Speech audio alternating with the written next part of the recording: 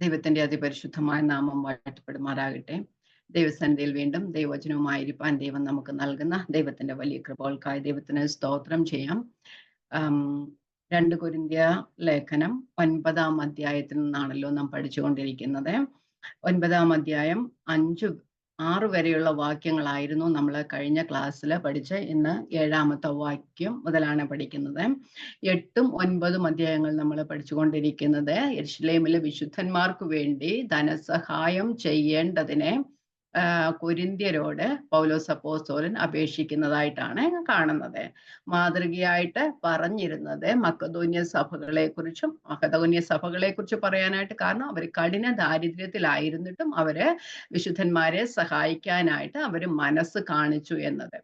രണ്ടാമതായിട്ട് ക്രിസ്തുവിന്റെ മാതൃകയാണ് കാണിച്ചത്. ക്രിസ്തു സമ്പന്നനായിരുന്നിട്ട് നമുക്ക് വേണ്ടി ദരിദ്രനായി തീർന്ന ദൈവത്തിന്റെ കൃപ ഓർത്തുവല്ലോ. രണ്ടും ദൈവകൃപയാലാണ്. മക്കെദോന്യ സഭകൾക്ക് ലഭിച്ച കൃപയും അതുപോലെ ക്രിസ്തുവിന്റെ കൃപയും നമ്മൾ പഠിച്ചു. 9-ാം അധ്യായത്തിൽ നമ്മൾ പറഞ്ഞത് അവരോട്, കൊരിന്ത്യരോട് പൗലോസ് അപ്പോസ്തലൻ പറയുകയാണ്, നിങ്ങൾ ഒരാണ്ട് മുതൽ തന്നെ നിങ്ങൾ ഇതിനു വേണ്ടിയിട്ട് കരുതിയിരിക്കുകയായിരുന്നല്ലോ എന്ന്. കാരണം പൗലോസ് അപ്പോസ്തലൻ അവരോട് നേരത്തെ ഒരാണ്ട് മുമ്പ് തന്നെ പറഞ്ഞതായിരുന്നു. അന്ന് പറഞ്ഞ സമയത്ത് തന്നെ അവർ ഒരുങ്ങിയിരിക്കുകയായിരുന്നു. പക്ഷെ അവര് ഇച്ചിരി ഒന്ന് തണുപ്പ് കാണിച്ചു, മനസ്സ് ഇച്ചിരി ഒന്ന് മടുത്തുപോയി. എന്തോ കാരണങ്ങൾ കൊണ്ട് നമുക്കറിയില്ല. അതുകൊണ്ട് വീണ്ടും അവരെ പ്രബോധിപ്പിക്കുകയാണ് ചെയ്യുന്നത്, അല്ലെ അവരെ ഓർമ്മിപ്പിക്കുകയാണ് ചെയ്യുന്നത്. നമ്മൾ 8-ാം അധ്യായത്തിന്റെ അവസാന വാക്യങ്ങളിൽ കണ്ടായിരുന്നു തീത്തോസിനെയും അതുപോലെ തന്നെ 2 സഹോദരന്മാരെയും പൗലോസ് അപ്പോസ്തലൻ സഭകളാൽ തിരഞ്ഞെടുക്കപ്പെട്ടവരും വിശ്വസ്തരുമായിരുന്ന 2 പേരെയാണ് തീത്തോസിനോട് കൂടെ അയച്ചത്. അതിന്റെ റീസണും 9-ാം അധ്യായം ആദ്യ വാക്യങ്ങളിൽ പറഞ്ഞു. എന്തുകൊണ്ടാണ്? ഒരാണ്ട് മുതല് ലാസ്റ്റ് ഇയർ മുതൽ അവര് ഒരുങ്ങിയിരിക്കുകയായിരുന്നു. പക്ഷെ ഇച്ചിരി തണുത്തു പോയി. അപ്പം ഇനി എന്താ ചെയ്യുന്നത്? പൗലോസിന്റെ കൂടെ മക്കെദോന്യയിലെ ചില സഹോദരന്മാരും അവരെ കാണുവാനായിട്ട് പോകും. ആ സമയത്ത് അവര് കളക്ഷൻ കരുതി വെച്ചേക്കണമെന്ന് പറഞ്ഞു. പക്ഷെ അപ്പോൾ അത് കളക്ഷൻ ചെയ്തില്ലെങ്കിൽ പൗലോസ് അപ്പോസ്തലൻ മക്കെദോന്യരോട് കൊരിന്ത്യരെ പറ്റി പറഞ്ഞിരിക്കുന്ന അവര് നല്ലോണം വിശ്വസ്തരാണ്, അവര് ഇതൊക്കെ ചെയ്യുന്നവരാണ്, നല്ല കൃപയുള്ളവരാണെന്നൊക്കെയാ പറഞ്ഞിരിക്കുന്നത്. അപ്പം പൗലോസ് അപ്പോസ്തലൻ പറയുകയാണ്, മക്കെദോന്യരുമായി ഞാൻ അവിടെ വരുമ്പോൾ നിങ്ങൾ അങ്ങനെ ചെയ്യാതിരുന്നു കഴിഞ്ഞാൽ അത് നിങ്ങൾക്ക് ലജ്ജയ്ക്ക് കാരണമാകും, അത് എനിക്കും ലജ്ജയ്ക്ക് കാരണമായി തീരും. അതുകൊണ്ടാണ് തീത്തോസിനോട് കൂടെ 2 സഹോദരന്മാരെയും കൂടെ വിട്ടത്. അതുകൊണ്ട് നിങ്ങൾ നേരത്തെ ഒരുങ്ങിയിരിക്കാൻ വേണ്ടി, നിങ്ങളെ ഒന്ന് തയ്യാറാക്കാൻ വേണ്ടിയാണ് എന്ന് പറഞ്ഞു. അത് കഴിഞ്ഞ് നമ്മൾ 6-ാമത്തെ വാക്യത്തിൽ കണ്ട ലോഭമായി വിതയ്ക്കുന്നവൻ ലോഭമായി കൊയ്യും, ധാരാളമായി വിതയ്ക്കുന്നവൻ ധാരാളമായി കൊയ്യും. നമ്മൾക്കറിയാം വിതയുടെ കാര്യങ്ങളൊക്കെ നമ്മളത് പ്രകൃതി നിയമമാണ്. അത് ദൈവം നൽകുന്ന ദൈവത്തിന്റെ തന്നെ ഒരു നിയമമാണ്. കൊടുക്കുക നമുക്ക് കിട്ടുമെന്നുള്ളത്. അപ്പം ആ ഒരു വിതയുടെ അതിൽ മൂലമുണ്ടാകുന്ന ഫലത്തിന്റെയും കാര്യമാണ് പറഞ്ഞ്. കുറച്ച് വിതച്ചാൽ കുറച്ച് മാത്രമേ കിട്ടുകയുള്ളൂ, കൂടുതൽ വിതയ്ക്കുകയാണെങ്കിൽ കൂടുതൽ കിട്ടും എന്നുള്ള ഒരു ഉപമയാണ് അവിടെ പറഞ്ഞിരിക്കുന്നത്. നമുക്ക് 7-ാമത്തെ വാക്യത്തിലേക്ക് പോകാം. 7-ാമത്തെ വാക്യം. ഇന്ന് 9-ാമത്തെ അധ്യായം തീർക്കണമെന്നാണ് ഞാനിങ്ങനെ ചിന്തിച്ചിരിക്കുന്നത്. നമുക്ക് നോക്കാം. 7-ാമത്തെ വാക്യം. അവനവൻ ഹൃദയത്തിൽ നിശ്ചയിച്ചതുപോലെ കൊടുക്കട്ടെ, സങ്കടത്തോടെ അരുത്, നിർബന്ധത്താലും അരുത്, സന്തോഷത്തോടെ കൊടുക്കുന്നവനെ ദൈവം സ്നേഹിക്കുന്നു. ഇതൊന്നും പറഞ്ഞ് നമുക്ക് ഒത്തിരി എക്സ്പ്ലെയിൻ ചെയ്യേണ്ട കാര്യമൊന്നുമില്ല. അവനവൻ എന്ന് പറയുമ്പോൾ എല്ലാവരും കൊടുക്കണം. അത് ആരും അതിൽ നിന്ന് മാറിയിരിക്കാനായിട്ട് ഒക്കില്ല, ആർക്കും ഒഴിവൊഴിവ് പറയാനായിട്ട് ഒക്കത്തില്ല. ചെറിയ വരുമാനമുള്ളവൻ അതിനനുസരിച്ച് കൊടുക്കണം, വലിയ വരുമാനമുള്ളവൻ അതിനനുസരിച്ച് കൊടുക്കണം. അതിന് എല്ലാവരും കൊടുക്കണം എന്നാണ് അവിടെ പറഞ്ഞിരിക്കുന്നത്. സങ്കടത്തോടെ അരുത്, മനസ്സിന് വിഷമം കൊടുത്ത് ആരും ചെയ്യരുത്. നല്ല ഹൃദയത്തിൽ നിന്നായിരിക്കണം കൊടുക്കണം, മനസ്സോടെ കൊടുക്കണം, ഹൃദയ വിശാലതയോടെ കൊടുക്കണം. ദൈവം നമ്മൾക്ക് തരുന്ന, അല്ലെ ഓരോരുത്തർക്കും തരുന്ന, ഇപ്പം കഴിഞ്ഞ കാര്യം നൂറ്റാണ്ടുകളായിട്ട് ഇത് കഴിഞ്ഞ കാര്യമാണെങ്കിൽ തന്നെയും ഇപ്പൊ ഇതെല്ലാം നമ്മുടെ ജീവിതത്തിനും അത് പ്രാമുഖ്യമുള്ളതാണ്. അത് നമ്മളും അത് പഠിക്കേണ്ടതാണ്. അതുകൊണ്ട് നമുക്കും ഒരു അനുസരണം വേണം. അപ്പൊ ദൈവം നമുക്ക് നൽകുന്ന കൃപയ്ക്ക് അനുസരിച്ച് കൊടുക്കണം, മറ്റുള്ളവരുടെ നിർബന്ധത്താൽ അരുത്. മത്തായി സുവിശേഷം 6:21 ഇങ്ങനെ പറയുന്നു, നിന്റെ നിക്ഷേപമുള്ളിടത്ത് നിന്റെ ഹൃദയം ഇരിക്കും. നമ്മൾ സമ്പത്തിലാ കൂടുതൽ മനസ്സ് വെച്ചേക്കുന്നെങ്കിൽ, അല്ലെങ്കിൽ നമ്മൾ ആ കാര്യങ്ങളെയാണ് ചിന്തിക്കുന്നെങ്കിൽ, നമ്മുടെ സമ്പത്ത് വർദ്ധിപ്പിക്കാനുള്ള കാര്യങ്ങളെ നമ്മൾ നോക്കത്തുള്ളൂ. അല്ലെങ്കിൽ നമുക്ക് ആത്മീയ കാര്യങ്ങൾക്കാണ് നമ്മൾ പ്രാധാന്യം കൊടുക്കുന്ന, അല്ലെങ്കിൽ ഇമ്പോർട്ടൻസ് കൊടുക്കുന്ന എങ്കിൽ നമ്മുടെ മനസ്സ് അതിലാണെങ്കിൽ നമ്മൾ കൂടുതൽ നമ്മൾ സ്പിരിച്വൽ ആയിട്ട് മെച്ചുവർ ആകുന്ന, ആത്മീയ വർധന വരുത്തുന്ന കാര്യങ്ങളായിരിക്കും നമ്മുടെ കൂടുതലായിരിക്കും. നമ്മൾ ഏതിനെ പോഷിപ്പിക്കുന്നു അതാണ് വളരുന്നത്, അല്ലേ? നമ്മള് വിത്തുമൊക്കെ നട്ട് കഴിഞ്ഞാല് അതിന് വിത്ത് നട്ടു, വെള്ളം ഒഴിച്ചു ഇങ്ങ് പോരുകയല്ല, അതിന് തക്ക സമയത്ത് അതിന് വളവും ഒക്കെ കൊടുത്താലേ അത് വളരുകയുള്ളൂ. അതുപോലെതാണ് ഒരു മനുഷ്യന്റെ ജീവിതവും. നമ്മൾ ആത്മീകമായ കാര്യങ്ങളിലാണ് നമ്മൾ മുൻതൂക്കം കൊടുക്കുന്നതെങ്കിൽ നമ്മൾ അതുപോലെ വളരാനായിട്ട് കഴിയും. എത്രത്തോളം നമ്മൾ അതിന് സമയം ചെലവെടുക്കുന്നോ അത്രത്തോളം നമ്മൾ വളരാൻ കഴിയും. നമ്മൾ എത്ര പ്രാധാന്യം കൊടുക്കുന്നു, അതുപോലെ തന്നെയാണ് ഭൗതിക കാര്യങ്ങളിലാണ് നമ്മൾ പ്രാധാന്യം കൊടുക്കുന്നത്, അതുപോലെ ഇരിക്കും. ആരോഗ്യത്തിന്റെ കാര്യത്തിലാണെങ്കിലും നമ്മൾ എന്താ പറയുന്നത്, ആരോഗ്യമായിട്ട് ജീവിക്കണമെങ്കിൽ അതിനുള്ള ചിട്ടകളൊക്കെ നമുക്ക് വേണം, അല്ലെ? എല്ലാ കാര്യങ്ങളും അങ്ങനെ. നമ്മൾ എങ്ങനെ നമ്മുടെ ശരീരത്തെ കാണുന്നുവോ, അല്ലെങ്കിൽ നമ്മുടെ ആത്മീയ കാര്യങ്ങളെ കാണുന്നുവോ, നമ്മുടെ ഭൗതിക കാര്യങ്ങളെ കാണുന്നുവോ, അതുപോലെ ഇരിക്കും അതിന്റെ ആ വർധന എന്ന് പറയുന്നത്. അതുപോലെ പറഞ്ഞ ഹൃദയത്തിൽ നിശ്ചയം പോലെ കൊടുക്കും. ദൈവവചനം പറയുന്ന പോലെ നിന്റെ നിക്ഷേപം ഉള്ളിടത്ത് നിന്റെ ഹൃദയം ഇരിക്കും. നിന്റെ ചിന്ത സ്വർഗീയമായ കാര്യങ്ങളിലാണെങ്കിൽ നീ ആത്മീയമായത് ചിന്തിക്കും, ഭൗതികമായ കാര്യങ്ങളാണെങ്കിൽ നീ ഭൗതികമായത് ചിന്തിച്ചുകൊണ്ടേയിരിക്കും. ഓക്കെ. സങ്കടത്തോടെയും നിർബന്ധത്താലും അരുത്, സന്തോഷത്തോടെ കൊടുക്കുന്നവനെ ദൈവം സ്നേഹിക്കുന്നു. സന്തോഷത്തോട് കൊടുക്കുന്നതാണ് ദൈവത്തിന് ഇഷ്ടം. ദൈവത്തിന് നമ്മുടെ പൈസ ആവശ്യമുണ്ട്, അല്ലെങ്കിൽ നമ്മളുടെ ധനം ദൈവത്തിന് ആവശ്യമുണ്ട്. നമ്മൾ സങ്കീർത്തനം 50-ാം അധ്യായത്തിൽ വായിച്ചാൽ ഇങ്ങനെ കാണാം, ദൈവത്തിന് എല്ലാം ദൈവത്തിൻ്റെതാ. ദൈവത്തിൽ നിന്ന് ദാവീദ് പറയുന്നോളം നമ്മൾ ദൈവത്തിൽ നിന്ന് വാങ്ങിച്ചു ദൈവത്തിന് കൊടുക്കുന്നു, അത്രയേ ഉള്ളൂ. എന്ന് വായിക്കാം, സങ്കീർത്തനങ്ങൾ 50-10. പല പ്രാവശ്യം വായിച്ചിട്ടുള്ള വാക്യമാ. സങ്കീർത്തനം 50-10. കാട്ടിലെ സകല മൃഗവും പർവ്വതങ്ങളിലെ 1000 ജന്തുക്കളും എനിക്കുള്ളവയാകുന്നു. മലകളിലെ പക്ഷികളെ ഒക്കെയും ഞാൻ അറിയുന്നു. വയലിലെ ജന്തുക്കളും എനിക്കുള്ളവ തന്നെ. എനിക്ക് വിശന്നാൽ ഞാൻ നിന്നോട് പറയുകയില്ല, ഭൂലോകവും അതിന്റെ നിറവും എന്റെ അത്രയും. പറഞ്ഞു കഴിഞ്ഞാൽ ദൈവത്തിന് കൊടുക്കേണ്ട എന്താണ്, ദൈവം നമ്മുടെ നന്മയൊന്നും ആഗ്രഹിക്കുന്ന ദൈവമല്ല. എല്ലാം ദൈവത്തിന്റെ ദാനമാണ്, എല്ലാം ദൈവത്തിന്റെ സ്വന്തമാണ്, എല്ലാം സ്വന്തമാണ്. പക്ഷെ നമ്മൾ തുറന്ന മനസ്സോടെ ദൈവിക കാര്യങ്ങൾക്ക് വേണ്ടി കൊടുക്കണം. അതാണ് ദൈവം അവിടെ പറയുന്നത്. നമ്മുടെ ഹൃദയത്തിന്റെ മനോഭാവമാണ് ദൈവം നോക്കുന്നത്. കൊടുക്കുന്ന എത്ര എന്നല്ല, നമ്മൾ നമ്മുടെ ഹൃദയത്തിന്റെ മനോഭാവം. ആ 2 കാശ് ആ ഭണ്ഡാരത്തിലിട്ട വിധവയെ പോലെ, അത്രേ ഉള്ളൂ. അപ്പൊ ഉള്ളതിൽ നിന്ന് കൊടുത്തു, നമുക്ക് ഇല്ലായ്മയിൽ നിന്ന് അവള് കൊടുത്തു എന്ന് നമുക്ക് അവിടെ കാണുവാനായിട്ട് കഴിയും. ഇനി സന്തോഷത്തോട് കൊടുക്കുന്നവരെ ദൈവം സ്നേഹിക്കുന്നു. God loves A cheerful giver. അതിന് ഉദാഹരണം ദൈവം തന്നെയല്ലേ? നമ്മൾ പാപികളായിരുന്നു, നമ്മളെ ദൈവം വീണ്ടെടുക്കാൻ വേണ്ടി തന്റെ പുത്രനെ ഈ ലോകത്തിലേക്ക് അയച്ചല്ലേ? നമുക്ക് വേണ്ടി ദൈവം തന്റെ പുത്രനെ യാഗമാക്കി തീർത്തു. പാപം ചെയ്ത ദൂതന്മാരെ രക്ഷിക്കാനായിട്ട്, അവരെ ശിക്ഷിക്കാനായിട്ട് നരകം ഒരുക്കിയപ്പോൾ, മനുഷ്യർക്ക് വേണ്ടിയല്ല ദൈവം നരകം ഒരുക്കി. ആർക്ക് വേണ്ടിയാ ദൈവം നരകം ഒരുക്കിയേ? സാധാരണ ദൂതന്മാർക്കും വേണ്ടിയാ നരകം ഒരുക്കിയത്, അല്ലേ? അവർക്ക് വേണ്ടി നരകം ഒരുക്കിയപ്പോൾ, നമ്മൾ പാപം ചെയ്തപ്പോൾ, മനുഷ്യൻ പാപം ചെയ്തപ്പോൾ മനുഷ്യന് വേണ്ടി ഒരുക്കിയത് എന്താ? കാൽവറിയാ ഒരുക്കിയത്. സ്വന്തം പുത്രനെ ആദരിയാതെ നമുക്കെല്ലാവർക്കും വേണ്ടി തന്നവനെന്നാ പറയുന്നത്, അല്ലേ? അപ്പൊ നമുക്ക് വേണ്ടി ദൈവം തന്നത്, ദൈവം ആ ചിയർഫുൾ ഗിവർ ആയതുകൊണ്ടാണ്. അതുപോലെ തന്നെയാ ദൈവം നമ്മിൽ നിന്നും ആഗ്രഹിക്കുന്നത്, ഒരു സാക്രിഫിഷ്യൽ ലവ്. ആ ഒരു സാക്രിഫിഷ്യൽ ആയിട്ട് നമ്മൾ കൊടുത്തുകൊണ്ടേ ഇരിക്കണം. അങ്ങനെയാണോ പറയുന്നത്? അപ്പം നമ്മൾ പലപ്പോഴും കൊടുക്കുന്നത് സന്തോഷത്തോടെ ആകണമെന്നൊന്നും ഇല്ല, അല്ലേ? അത് ദൈവം പറയുന്നത് സന്തോഷത്തോടെ കൊടുക്കുക. സന്തോഷത്തോട് കൊടുക്കുന്നവനെ ദൈവം സ്നേഹിക്കും. ഉദാഹരണം നമുക്കൊന്ന് കാണുവാനായിട്ട് കഴിയുന്ന വേദപുസ്തകത്തിൽ നിന്ന് തന്നെ, ബൈബിളിൽ നിന്ന് തന്നെ നമുക്ക് പറയുന്നതായിരിക്കുന്നല്ലോ. ആദിമകാലത്ത് നമ്മൾ കാണുന്ന അപ്പോസ്തലന്മാരുടെ കാൽക്കൽ എല്ലാവരും കൊണ്ടുവന്ന്, അവർക്ക് അന്ന് ബുദ്ധിമുട്ടുള്ള കാര്യമായിരുന്നു. അപ്പം പ്രത്യേകിച്ച് ആദിമ ക്രിസ്ത്യാനികൾ കർത്താവിങ്കലേക്ക് വന്നു കഴിഞ്ഞപ്പോൾ അവരുടെ വീട്ടിലെ സമ്പത്തും അങ്ങനെ ജോലി നഷ്ടപ്പെട്ട് റോമ ഗവൺമെന്റിന്റെ കീഴിലൂടെ, എന്താ പറയുന്ന, ആധിപത്യത്തിന്റെ അടിയിലും അങ്ങനെ പീഡനങ്ങളിലൂടെ കടന്നുപോയവർക്ക് സാമ്പത്തികമായി ഒത്തിരി ബുദ്ധിമുട്ടുണ്ടായിരുന്ന സമയത്ത് അപ്പോസ്തലന്മാരും കൂടെയുള്ളവരും ഒക്കെ ചെയ്തതെന്ന് പറഞ്ഞാൽ, ആ മറ്റുള്ളവരെ സഹായിക്കാൻ വേണ്ടി തങ്ങളുടെ വസ്തുവകൾ അവരെ വിറ്റ് അപ്പോസ്തലന്മാരുടെ കാൽക്കൽ കൊണ്ടുവച്ചെന്നാ പറയുന്നത്, അല്ലേ? അപ്പൊ എല്ലാവരും കൊണ്ടുവച്ചു. പക്ഷെ അനന്യാസും സഫീറയും എന്ന് പറഞ്ഞ 2 പേരുണ്ടായിരുന്നു, അവരും കൊണ്ടുവച്ചു. പക്ഷെ എന്താ പറ്റിയത്? ഒരിച്ചിരി എടുത്ത് മാറ്റി, ഇച്ചിരി ഒന്ന് കളവ് പറഞ്ഞതേ ഉള്ളൂ.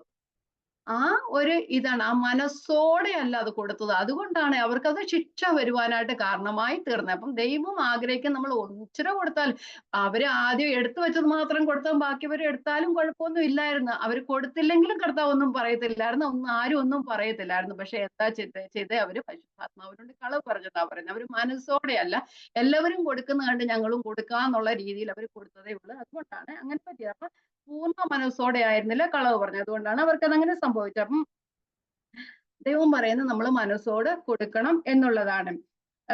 ഒന്നും പ്രതീക്ഷിച്ചുകൊണ്ടായിരിക്കരുത് നാം കൊടുക്കുന്നത്.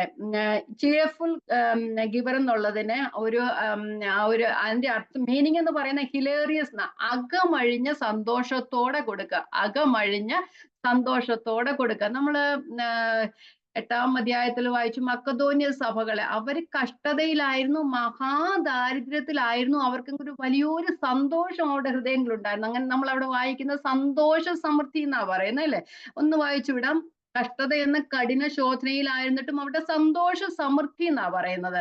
അപ്പൊ ആ സന്തോഷ സമൃദ്ധിയിൽ നിന്നാ അവര് കൊടുത്തത്. അവർക്ക് സന്തോഷിക്കാൻ എന്തെങ്കിലും കാരണം ഉണ്ടായിരുന്നോ? മഹാകഷ്ടത, മഹാദാരിദ്ര്യം, അങ്ങനെ എല്ലാം ഉണ്ടായിരുന്നിട്ടും ആ ഹൃദയത്തിൽ ദൈവം കൊടുത്ത സന്തോഷത്തിനനുസരിച്ച് ദൈവം അവര് കൊടുത്തു എന്ന് പറഞ്ഞു.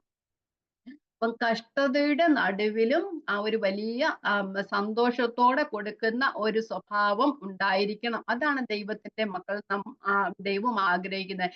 നമ്മൾ പറയും ദൈവം നമ്മളിൽ നിന്ന് ആഗ്രഹിക്കുന്ന ആത്മീകമായ ഫലം നമ്മളിൽ ഉണ്ടാകാൻ, ആത്മീയ ഫലം നമ്മൾ ഉണ്ടാകുമ്പോൾ തന്നെ ആത്മീയ ഫലങ്ങൾ ഏതൊക്കെയാ? സ്പിരിച്വൽ ഫ്രൂട്ട്സ് നമ്മൾ ഏതാ പറയുന്നേ? സ്നേഹം, സന്തോഷം, സമാധാനം അല്ലെ. ആ സന്തോഷത്തോടെ കൊടുക്കണം. നമുക്ക് എന്താ പറയുന്നത്, നമുക്ക് ആ സ്പിരിച്വൽ ഫ്രൂട്ട്സ് ഒക്കെ ഉണ്ടാകാനായിട്ട് നമ്മൾ പ്രാർത്ഥിക്കാറുണ്ട്, കർത്താവേ ഞങ്ങൾ ആത്മീയ ഫലങ്ങൾ ഉണ്ടാകണേ എന്നൊക്കെ. പക്ഷെ സന്തോഷം എന്ന് പറയുന്നത് അതിലുള്ളതാ. അപ്പം കൊടുക്കുന്നവന് സന്തോഷമുണ്ടാകും. ദൈവമാണ് സന്തോഷം നൽകുന്നത്. നമ്മൾക്ക് നമ്മളായിട്ട് സന്തോഷം ഉണ്ടാക്കാനൊന്നും ഒക്കില്ല. പക്ഷെ ദൈവമാണ് നമുക്ക് സന്തോഷം സമൃദ്ധിയൊക്കെ തരുന്നത്. മക്കതോന്യ സഭകള് ബെസ്റ്റ് എക്സാമ്പിൾ ആണ്. ആ കഷ്ടത എന്ന മഹാദാരിദ്ര്യത്തിലായിരുന്നിട്ടും അവിടെ സന്തോഷ സമൃദ്ധി, എക്സീഡിങ് ആ ജോയ് എന്ന് പറയുന്നത്. നമുക്ക് പുറപ്പാട് പുസ്തകത്തിൽ നിന്നൊരു വാക്യം വായിക്കാം. പഴയ നിയമത്തിലും അങ്ങനെയായിരുന്നു ദൈവം കൽപ്പിച്ചത്. അവരോട് മനസ്സോടെ കൊടുക്കുക, ഹൃദയം തുറന്നു കൊടുക്കുക. പുറപ്പാട് പുസ്തകം 25:2. പുറപ്പാട് പുസ്തകം 25:2. എനിക്ക് വഴിപാട് കൊണ്ടുവരുവാൻ ഇസ്രായേൽ മക്കളോട് പറയുക, നല്ല മനസ്സോട് തരുന്ന ഏവനോട് നിങ്ങൾ എനിക്ക് വേണ്ടി വഴിപാടുകൾ വാങ്ങണം. നല്ല മനസ്സോട് തരുന്നവനോടും വഴിപാട് വാങ്ങിയാൽ മതിയെന്നാ കർത്താവ് പറയുന്നത്. ആവർത്തന പുസ്തകവും പറയുമ്പോൾ കൊടുക്കുമ്പോൾ നമ്മുടെ ഹൃദയത്തിൽ വ്യസനം തോന്നരുത്. കൊടുക്കുമ്പോൾ നമ്മുടെ ഹൃദയത്തിൽ വ്യസനം തോന്നരുത്. ആവർത്തന പുസ്തകം 15:10. നീ അവന് കൊടുത്തേ മതിയാവും. കൊടുക്കുമ്പോൾ ഹൃദയത്തിൽ വ്യസനം തോന്നരുത്. നിന്റെ ദൈവമായ യഹോവ നിന്റെ സകല പ്രവൃത്തികളിലും സകല പ്രയത്നങ്ങളും അതു നിമിത്തം നിന്നെ അനുഗ്രഹിക്കും. കൊടുത്താൽ അനുഗ്രഹിക്കത്തില്ല. ഹൃദയത്തിൽ വ്യസനം തോന്നാതെയും നല്ല മനസ്സോടും കൊടുത്തു കഴിഞ്ഞാൽ ദൈവം അനുഗ്രഹിക്കും എന്നാ പറയുന്നത്. വചനത്തിലല്ല, ഒരു എങ്കിലുണ്ടല്ലേ. ആ ഒരു എങ്കിലുള്ളതാണ്. ആ ഒരു എല്ലാത്തിനും നമ്മൾ ചെയ്താൽ മാത്രമേ അതിന് നമുക്ക് പ്രയോജനമുള്ള. ദൈവം പറയുന്നത് കൊടുത്താലല്ല, ഹൃദയം നല്ല മനസ്സോടെ കൊടുക്കണം. നിർബന്ധത്താലല്ല, സ്വന്തം മനസ്സോടെ ഹൃദയത്തിന്റെ അന്തർഭാഗത്ത് നിന്ന് കൊടുക്കണം. മുമ്പേ പറഞ്ഞതുപോലെ ഞാൻ പറഞ്ഞായിരുന്നല്ലോ, ദാവീദ് പറഞ്ഞു, ദാവീദ് ഇങ്ങനെ പറഞ്ഞത്, ഞങ്ങൾ ദൈവത്തിൽ നിന്ന് വാങ്ങിച്ച് നിനക്ക് തന്നെ തരുന്നു. ദാവീദ് ഇങ്ങനെ പറയുന്നത്, ഞാൻ നിങ്ങൾക്ക് തരുവാൻ കഴിയുന്നത് തന്നെ ദൈവത്തിന്റെ കൃപയാണെന്നാ പറയുന്നത്. നിനക്ക് തരുവാൻ ഞങ്ങൾ ആരുള്ളൂ എന്നാ ദാവീദ് ചോദിക്കുന്നത്. ദാവീദിന്റെ അവസാന കാലത്ത് ദാവീദ് ഒരു ആലയം ദൈവത്തിന് വേണ്ടി പണിയാനായിട്ടൊക്കെ ആഗ്രഹിച്ചു കഴിഞ്ഞപ്പോലെ ദൈവം നാഥാൻ പ്രവാചകൻ മുഖാന്തരം ദാവീദിനോട് പറയുന്നു, നീ ഒത്തിരി ബ്ലഡ്ഷെഡ് ഒക്കെ ചെയ്തിട്ടുണ്ട്, അതുകൊണ്ട് നിനക്ക് വേണ്ട, നിന്റെ മകൻ നീ ചെയ്യാൻ ഒക്കില്ല, നിന്റെ മകനായിരിക്കും ആലയം പണിയുന്നത് എന്ന് പറയുന്നുണ്ട്. പക്ഷെ ദാവീദ് മരിക്കുന്നതിന് മുമ്പ് തന്നെ ദാവീദ് അതിനു വേണ്ടിയുള്ള എല്ലാ കാര്യങ്ങളും ചെയ്തിരുന്നു. അപ്പൊ അതിനു വേണ്ടി സഹായം, അല്ലെങ്കിൽ ആ ആലയം പണിയുന്നതിന് വേണ്ടി വേണ്ടി ധനസഹായങ്ങൾ കൊണ്ടുവന്നിരുന്ന എല്ലാവരും കൊണ്ടുവന്നു. എല്ലാവരോടും പറഞ്ഞിരുന്നു. അപ്പൊ അവിടെ ഉള്ളവരെല്ലാവരും കൊണ്ടുവന്നു. രാജ്യത്തെ ആൾക്കാരെല്ലാം കൊണ്ടുവന്നു. അപ്പം കൊണ്ടുവന്ന് കുറെ അധികമായപ്പം ദാവീദിന്റെ ഒരു ദൈവത്തോടുള്ള ഒരു പ്രാർത്ഥനയാണ്, നമുക്ക് ഒരു നന്ദി പറച്ചിലാണ് നമുക്ക് കാണുവാനായിട്ട് കഴിയുന്നത്. നമുക്ക് വായിക്കാം. 1 ദിനവൃത്താന്തം 29:12 മുതലുള്ള വാക്യങ്ങൾ. ഞാൻ 1 ദിനവൃത്താന്തം 29:12 മുതലുള്ള വാക്യങ്ങൾ. ചില വാക്യങ്ങളൊക്കെ വായിക്കുമ്പോൾ നമുക്ക് വലിയൊരു ഇൻസൈറ്റ് ആണ്. ഇത് പറയുകയാണ്, ഞങ്ങൾ നിനക്ക് തരുന്നത് തന്നെ ഒരു ഞങ്ങൾ നിനക്ക് തരാൻ ഞങ്ങൾ ആരുള്ളൂ എന്നാ ചോദിക്കുന്നത്. നമുക്ക് വായിക്കാം. 29:12 മുതൽ. ധനവും ബഹുമാനവും നിങ്കിൽ നിന്ന് വരുന്നു, നീ സർവവും ഭരിക്കുന്നു, ശക്തിയും ബലവും നിന്റെ കയ്യിലിരിക്കുന്നു, സകലത്തെയും വലുതാക്കുന്നതും ശക്തീകരിക്കുന്നതും നിന്റെ പ്രവൃത്തിയാകുന്നു. ആകയാൽ ഞങ്ങളുടെ ദൈവമേ, ഞങ്ങൾ നിനക്ക് സ്തോത്രം ചെയ്തു നിന്റെ മഹത്വമുള്ള നാമത്തെ സ്തുതിക്കുന്നു. ദൈവത്തെ മഹത്വപ്പെടുത്തിയാണ് അടുത്തത്. എന്നാൽ ഞങ്ങൾ ഇങ്ങനെ ഇത്ര മനഃപൂർവ്വമായി ദാനം ചെയ്യേണ്ടതിന് പ്രാപ്തരാകുവാൻ ഞാൻ ആർ? എന്റെ ജനവും എന്തുള്ളൂ? സകലവും നിങ്കിൽ നിന്നല്ലോ വരുന്നത്. നിന്റെ കയ്യിൽ നിന്ന് വാങ്ങി ഞങ്ങൾ നിനക്ക് തന്നതേയുള്ളൂ. എന്റെ ദൈവമേ, നീ ഹൃദയത്തെ ശോധന ചെയ്ത് പരമാർത്ഥതയിൽ പ്രസാദിക്കുന്നു എന്ന് ഞാൻ അറിയുന്നു. ഞാനോ എന്റെ ഹൃദയ പരമാർത്ഥതയോടെ ഇവയെല്ലാം മനഃപൂർവ്വമായി തന്നിരിക്കുന്നു. ഇപ്പോൾ ഇവിടെ കൂടിയിരിക്കുന്ന നിന്റെ ജനം നിനക്ക് മനഃപൂർവ്വമായി തന്നിരിക്കും ഞാൻ സന്തോഷത്തോടെ കണ്ടുമിരിക്കുന്നു. പഴയ നിയമ ഭക്തന്റെ ദൈവത്തോടുള്ള ഒരു പ്രാർത്ഥനയാ. ദൈവം നമുക്ക് തന്നതിൽ നിന്ന് ആ ദൈവത്തെ കൊടുക്കുന്ന അത്രയെങ്കിലും ദൈവത്തിന് കൊടുക്കാൻ ഞാനും എൻ്റെ ജനവും എന്തുള്ളൂ എന്ന് വെച്ച് കഴിഞ്ഞാല് ആ ഒരു ദൈവത്തിങ്കലേക്ക് ഒരു ദാനം കൊടുക്കാൻ എന്നെ ദൈവം ഒരുക്കിയല്ലോ എന്നാണ്. ദൈവത്തിന് ഞാൻ കൊടുക്കുന്നത് തന്നെ എൻ്റെ ഒരു ഭാഗ്യം എന്നാണ്. പൗലോസ് അപ്പോസ്തലൻ പറഞ്ഞതുപോലെ, കരുണ ലഭിച്ചിട്ട് എനിക്ക് ഈ ശുശ്രൂഷ ഉണ്ടാകിയാൽ ഞാൻ ദൈവത്തിന് സ്തോത്രം ചെയ്യുന്നു. പലരും പറയുമ്പോൾ സുവിശേഷ വേലയിലൊക്കെ ഏർപ്പെട്ടിരിക്കുന്ന പലരും പറയുന്നത് ദൈവത്തിന് വേണ്ടി എന്തോ ചെയ്യുന്നെന്നുള്ള ഒരു രീതിയിലാ പറയുന്നത്. ഞങ്ങൾ ദൈവത്തിന് വേണ്ടി അധ്വാനിക്കുന്നു എന്ന്. അപ്പൊ പൗലോസ് അപ്പോസ്തലൻ കരുണ ലഭിച്ചിട്ട് എനിക്ക് ശുശ്രൂഷ ഉണ്ടാകിയാൽ ഞാൻ ദൈവത്തെ സ്തുതിക്കുന്നു എന്ന് പറഞ്ഞു കഴിഞ്ഞാൽ, കർത്താവെ എന്നെയും കൂടെ നിന്റെ ശുശ്രൂഷയിലാക്കിയതിനായി ഞാൻ ദൈവത്തെ സ്തുതിക്കുന്നു എന്നാ പറയുന്നത്. എന്നെ നിന്റെ ശുശ്രൂഷയുടെ ഭാഗമാക്കി തീർത്ത ദൈവത്തിന് സ്തോത്രം. കാരണം നമ്മള് അതൊക്കെ പഠിച്ചു കഴിഞ്ഞപ്പോൾ ഇങ്ങനെ ഒരു പിതാവും ഒരു പുത്രനും കൂടെ പിതാവ് ലോൺ മൂവ് ചെയ്യുന്ന സമയത്ത് പുത്രൻ തന്റെ ടോയ് ലോൺ മൂവറുമായിട്ട് പോകുമ്പോൾ അത് പിതാവ് അനുവദിക്കുക. അതുപോലെ തന്നെ വലിയൊരു ദൈവത്തിന്റെ ശുശ്രൂഷയാ ഉള്ളത്. അതിൽ നമ്മെ കൂടെ ഭാഗവാക്കാക്കുവാൻ കഴിയുന്ന ദൈവത്തിന് സ്തോത്രം. ദാവീദ് ഇത് തന്നെയാ പറയുന്നത്. ദൈവമേ, സകലവും നിന്റെതാ, ഞങ്ങൾ നിന്റെ കയ്യിൽ നിന്ന് വാങ്ങിച്ച് നിനക്ക് തരുന്നു.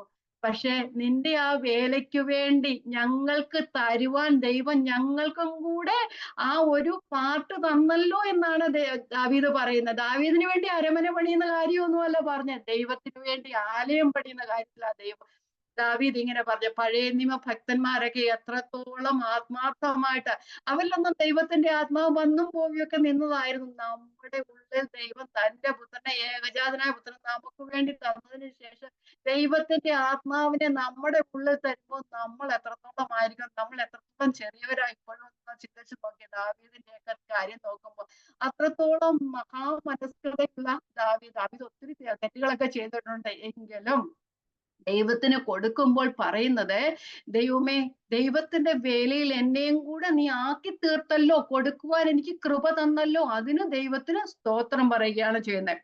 ഓക്കെ, നമുക്ക് മുമ്പോട്ട് പോകാം. അവിടെ സദൃശ്യവാക്യങ്ങൾ 22:9 ഇങ്ങനെ പറയുന്നു, വായിച്ചുവിടാം. സദൃശ്യവാക്യങ്ങൾ 22:9. ദയാ കടാക്ഷമുള്ളവൻ അനുഗ്രഹിക്കപ്പെടും, അവൻ തന്റെ ആഹാരത്തിൽ നിന്ന് അഗതികൾക്ക് കൊടുക്കുന്നുവല്ലോ. ദയാ കടാക്ഷം എന്ന് പറഞ്ഞ ദൈവത്തിന്റെ ദയ, ആ ഒരു കടാക്ഷം ഉള്ളവൻ തന്നെ അനുഗ്രഹിക്കപ്പെടുമെന്നാണ് പറയുന്നത്. നമുക്കിനി അടുത്ത വാക്യത്തിലേക്ക് പോകാം. അപ്പൊ ഇവിടെ പറഞ്ഞ ഹൃദയത്തിൽ നിശ്ചയിച്ചതുപോലെ കൊടുക്കണം, സന്തോഷത്തോടെ കൊടുക്കണം, നിർബന്ധത്താൽ ആകരുത്. സന്തോഷത്തോടെ കൊടുക്കുന്നവനെ ദൈവം അനുഗ്രഹിക്കും എന്ന് പറയുന്നു. 8ാമത്തെ വാക്യം, നിങ്ങൾ സകലത്തിലും എപ്പോഴും പൂർണ്ണ തൃപ്തിയുള്ളവരായി സകല സൽപ്രവൃത്തിയിലും പെരുകി വരുമാറ് നിങ്ങളിൽ സകല കൃപയും പെരുക്കുവാൻ ദൈവം ശക്തനാകുന്നു. അപ്പം ആ ഒരു സകലത്തിലും എപ്പോഴും പൂർണ്ണ തൃപ്തി ഉള്ളവരാകണം. ഇപ്പം മറ്റുള്ളവർക്ക് കൊടുക്കാത്തവര്, സമ്പത്ത് അധികം ഉണ്ടായിട്ടും തലമുറകൾക്ക് വേണ്ടി കൂട്ടി വെച്ചിട്ടും മറ്റുള്ളവർക്ക് കൊടുക്കാത്തവരെന്താകുന്നേ? അവർക്ക് ആ ഒരു ഗ്രീഡിനെസ് ഉണ്ടായോണ്ടാ എപ്പോഴും പിന്നെയും പിന്നെയും വേണമെന്നുള്ള ആഗ്രഹം. പക്ഷെ പക്ഷെ നമുക്കറിയാം, സാമ്പത്തികം അധികം ഇല്ലാത്തവർ മറ്റുള്ളവർക്ക് കൊടുക്കുന്നുണ്ട്. എന്തുകൊണ്ടാ? ആ ഒരു സംതൃപ്തി ഉണ്ട്, ഉള്ളത് മതി എന്നുള്ള ചിന്ത കൊണ്ട് മറ്റുള്ളവർക്ക് കൊടുക്കുന്നത്. പക്ഷെ എത്ര ഉള്ളവരും കൊടുക്കാത്തവരുണ്ട്. കാരണം പിന്നെയും പിന്നെയും വേണം എന്നുള്ള ചിന്ത. ഇവിടെ ദൈവത്തിന്റെ ആത്മാവ് പറയുകയാണ്, നിങ്ങൾ സകലത്തിൽ എപ്പോഴും പൂർണ്ണ തൃപ്തിയുള്ളവരായി. മക്കതോന്യ സഭ എന്തായിരുന്നു? അവർക്ക് കഷ്ടത മാത്രമേ ഉള്ളായിരുന്നു. ദൈനംദിന ആവശ്യങ്ങൾക്ക് പോലും ബുദ്ധിമുട്ടായിരുന്ന ഒരു സമയത്താണ് അവർ പൂർണ്ണ തൃപ്തിയോടെ ആ സമൃദ്ധിയോടെ കൊടുക്കുവാനായിട്ട് കഴിയുന്നത്. അവരോട് പറയും, നിങ്ങൾ സകലത്തിലും എപ്പോഴും എന്നുവെച്ചാൽ എല്ലാ കാര്യം എങ്ങനെയായല്ലേ, എല്ലാത്തിലും നമുക്ക് തൃപ്തി ഉള്ളവരായിരിക്കാനായിട്ട് കഴിയുമോ? കർത്താവായ യേശുക്രിസ്തു തന്നെ ഈ ഭൂമിയിലായിരുന്നപ്പോ പറഞ്ഞ പോലെ, നിങ്ങളുടെ പിതാവ് സൽഗുണപൂർണ്ണനായിരിക്കുന്നത് പോലെ നിങ്ങൾ സൽഗുണപൂർണ്ണവനാകുവിൻ. അത് തന്നെയാണ് ഇതും. കാരണം സകലത്തിലും നമുക്കതൊന്നും ആകാൻ കഴിയത്തില്ല. പക്ഷെ നമുക്ക് അവിടേക്കൊരു അമ്പെയ്യാനൊക്കെ നോക്കും. എന്താ പറയുന്ന ആർച്ചറിയിലേക്ക് ആർച്ചറിയിൽ നമ്മൾ ചെയ്യുമ്പോൾ ആ ഒരു മെയിൻ പോയിന്റ്, ആ സെൻട്രൽ പോയിന്റ് നോക്കി എറിയുന്നത് പോലെ നമുക്ക് എറിയാം അല്ലേ, എവിടെയെങ്കിലുമൊക്കെ എത്തും. അപ്പൊ നമുക്ക് ആ ഒരു ചിന്ത മനസ്സിലുണ്ടായിരിക്കും. നമ്മൾ എപ്പോഴും സ്വപ്നപൂർണ്ണരാകാനൊന്നും ഒക്കുമൊന്നുമില്ല. പക്ഷെ നമ്മൾ ആ ഒരു ആഗ്രഹം നമുക്ക് എപ്പോഴും ഉണ്ടായിരിക്കണം. നമ്മൾ എന്തെങ്കിലും അവിടെ എത്തിച്ചേരും. നിങ്ങൾ സകലത്തിലും എപ്പോഴും പൂർണ്ണ തൃപ്തിയുള്ളവരായി സകല സൽപ്രവർത്തിയിലും എല്ലാ കാര്യത്തിലും പെരുകി വരുമാറ് നിങ്ങളിൽ സകല കൃപയും പെരുക്കുവാൻ ശക്തനാണ്. ഇതിന്റെ അർത്ഥം നമ്മൾ മനസ്സിലാക്കുന്നത്, ഇതെല്ലാം വരണമെന്നുണ്ടെങ്കിൽ ദൈവത്തിന്റെ കൃപയാല നമ്മൾ അങ്ങനെയുള്ള എല്ലാ പൂർണ്ണ തൃപ്തിയും സന്തോഷ സമൃദ്ധിയും വരുവാൻ കാരണം ദൈവത്തിന്റെ കൃപ. ആ കൃപ തരുവാൻ ദൈവം ശക്തനാണ്. അപ്പം എല്ലാ കൊടുക്കുന്നതിനുള്ള സകല കൃപയും നൽകുവാൻ ദൈവത്തിനാണ് കഴിയുന്നത്. അതിന് ദൈവം ശക്തനാണ്. മക്കതോന്യ സഭകളും അത് തന്നെയാണ് സംഭവിച്ചത്. അവർക്കും ദൈവത്തിന്റെ വലിയ കൃപയെ കുറിച്ചാണ് പറയുന്നത്. നമ്മൾ ഈ അധ്യായത്തിന്റെ അവസാനം കാണുമ്പോൾ അവരോട് പറയുന്നുണ്ട്, നിങ്ങളിത് ചെയ്യുകയാണെങ്കിൽ നിങ്ങളിലും ഇത്ര അത്യന്ത കൃപ പകരുവാൻ ദൈവം ശക്തനാണെന്നാ പറയുന്നത്, നിങ്ങൾക്കും തരുമെന്നാ പറയുന്നത്.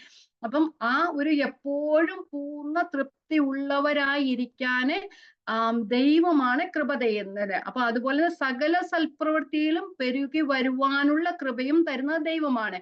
ആത്മീകമായും ഭൗതികമായും ദൈവം നമ്മെ അനുഗ്രഹിക്കും. അപ്പൊ അത് എല്ലാ കാര്യങ്ങളിലും പൂർണ്ണ തൃപ്തി ഉണ്ടായാൽ മാത്രമേ എപ്പോഴും സകലത്തിലും എപ്പോഴും പൂർണ്ണ തൃപ്തി ഉണ്ടാവുക.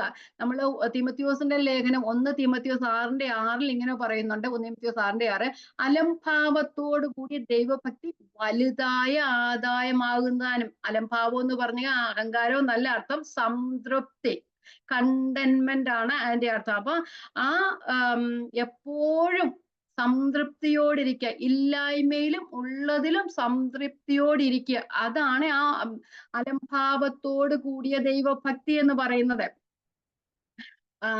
എന്താ പറയുന്നത്, നമുക്ക് അതിന് ഏറ്റവും ഉദാഹരണം ഫിലിപ്പിയ ലേഖനത്തിൽ പൗലോസ് അപ്പോസ്തലൻ തന്റെ സാക്ഷ്യം പറയുന്നുണ്ട്. അത് തന്നെ വായിക്കാം നമുക്ക്. 4-ാമത്തെ അധ്യായം ഫിലിപ്പിയ ലേഖനം 4-ന്റെ 11, 12 വാക്യങ്ങൾ, 12, 13, 18, 19 വാക്യങ്ങള് വായിക്കാം. നമുക്കറിയാവുന്ന കാര്യങ്ങളാ വായിച്ചു വിടാം. ഫിലിപ്പിയ ലേഖനം എഴുതുന്ന കാരാഗൃഹത്തിൽ കിടന്നാണ്ടാണല്ലോ, പ്രിസണിൽ കിടന്നുകൊണ്ടാണ് എഴുതുന്നത്. വായിക്കാം 11-ാമത്തെ വാക്യം, 4-11. ബുദ്ധിമുട്ട് നിമിത്തമല്ല ഞാൻ പറയുന്നത്, ഉള്ള അവസ്ഥയിൽ അലംഭാവത്തോടിരിപ്പാൻ ഞാൻ പഠിച്ചിട്ടുണ്ട്. താഴ്ചയിലിരിപ്പാനും സമൃദ്ധിയിലിരിപ്പാനും എനിക്കറിയാം. തൃപ്തനായിരിപ്പാനും വിശന്നിരിപ്പാനും സമൃദ്ധിയിലിരിപ്പാനും ബുദ്ധിമുട്ട് അനുഭവിപ്പാനും എല്ലാം ഞാൻ ശീലിച്ചിരിക്കുന്നു. അടുത്ത വാക്യം നോക്കിയേ, എന്നെ ശക്തനാക്കുന്നവൻ മുഖാന്തരം ഞാൻ സകലത്തിനും മതിയാകുന്നു. കോണ്ടക്സ്റ്റിൽ നിന്ന് അടർത്തു മാറ്റി നാം പറയുന്ന ഒരു വാക്യമാണ്, എന്നെ ശക്തനാക്കുന്നവൻ മുഖാന്തരം ഞാൻ സകലത്തിനും മതിയാകുന്നു. പക്ഷെ ഇവിടെ കോണ്ടക്സ്റ്റ് എന്താണ്?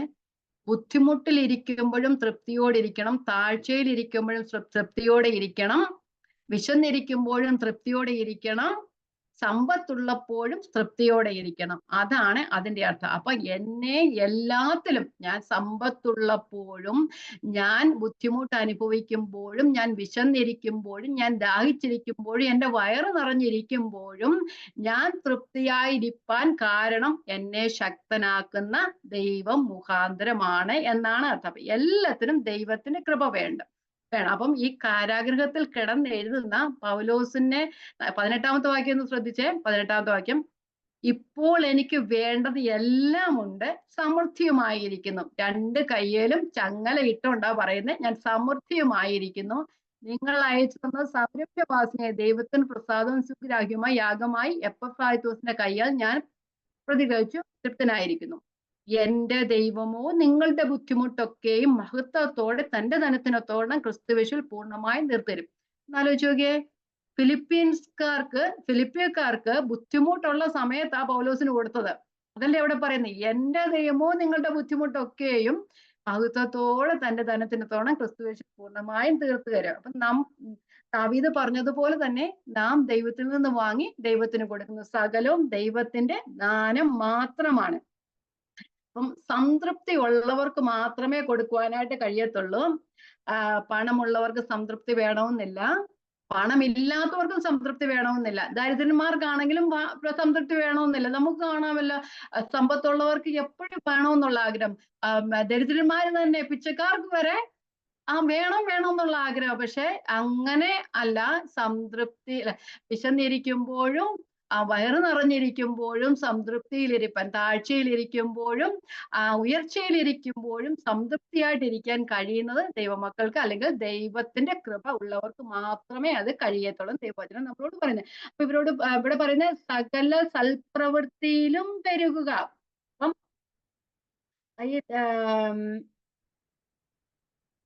എന്താ സകല സൽപ്രവൃത്തിയിലും പെരുക എന്ന് പറയുന്നത്, ഇങ്ങനെ മറ്റുള്ളവരെ സഹായിക്കാൻ കഴിയുന്നതിന് വേണ്ടിയിട്ട് നമ്മൾ മറ്റുള്ളവരെ സഹായിക്കാൻ വേണ്ടി കൂടുതലായി പരിശ്രമിക്കുക, കൂടുതലായി ചെയ്യുക. നമ്മൾക്ക് ദൈവം വചനം ഇങ്ങനെ പറയുന്നില്ലേ, നിങ്ങൾക്ക് മറ്റുള്ളവരെ അനുഗ്രഹിക്കുന്നവരായി ഇരിപ്പാൻ, അനുഗ്രഹം അനുഭവിപ്പാൻ തക്കവണ്ണം നിങ്ങൾ അനുഗ്രഹിക്കുന്നവരായി ഇരിക്കുക എന്ന് പറയുന്നല്ലേ. അപ്പൊ നമ്മൾ അനുഗ്രഹം അനുഭവിപ്പാൻ വിളിക്കപ്പെട്ടവരാണ്. അപ്പൊ നമ്മൾ മറ്റുള്ളവരെ അനുഗ്രഹിക്കുന്നവരായിരിക്കും. ഇത് അനുഗ്രഹം എന്താ, ധനസഹായത്തിന് വേണ്ടി അവരെ ഹെൽപ്പ് ചെയ്യുക, അവര് ആവശ്യമുള്ളപ്പോൾ അവരെയും ഹെൽപ്പ് ചെയ്യുക എന്നാണ്. അപ്പം ആവശ്യത്തിലിരിക്കുന്നവർക്ക്, ബുദ്ധിമുട്ട് അനുഭവിക്കുന്നവരെ നമ്മൾ സഹായിക്കുക എന്നതാണ് നമ്മൾ അവരെ അനുഗ്രഹിക്കുക എന്ന് പറയുന്നതിന്റെ അർത്ഥം. അപ്പൊ കർത്താവ് നമ്മളോട് പറയുന്നത്, നമ്മള് ഈ നമ്മുടെ അനുഗ്രഹങ്ങളെല്ലാം കൂട്ടിവെക്കുന്നവരായി ഇരിക്കുന്ന എപ്പോഴും എല്ലാം കൂട്ടിവെക്കുന്നവരായിരിക്കുകയല്ല ചെയ്യുന്നത്, നാം മറ്റുള്ളവർക്ക് കൊടുക്കുന്നവരായി ഇരിക്കുക. God wants us to be channels of blessing, not reservoirs of blessing. ഒരു ബ്ലെസ്സിങ്ങിന്റെ ഒരു റിസർവെയർ ആയിട്ട് ഇരിക്കാൻ കർത്താവ് ആഗ്രഹിക്കുന്നില്ല. അത് ചാനൽസ് ഓഫ് ഗിവിങ് നമ്മൾ ആയിരിക്കണം. മറ്റുള്ളവരെ സഹായിക്കാൻ, കൂട്ടിവെക്കുന്നതിനേക്കാൾ ഉപരിയായി സഹായിക്കാൻ നമ്മൾ പ്രവർത്തിക്കുക. അതാണ് ദൈവം നമ്മെ കുറിച്ച് ആഗ്രഹിക്കുന്നത്. അപ്പൊ ഇവിടെ പറഞ്ഞത് നമ്മൾ എന്താ പറഞ്ഞത്, അപ്പൊ നമ്മള് കൊരിന്ത്യരോട് പറയുകയാണ്, നിങ്ങൾ സകലത്തിലും എപ്പോഴും പൂർണ്ണ തൃപ്തിയുള്ളവരായി സകല സൽപ്രവൃത്തിയിലും പെരുകി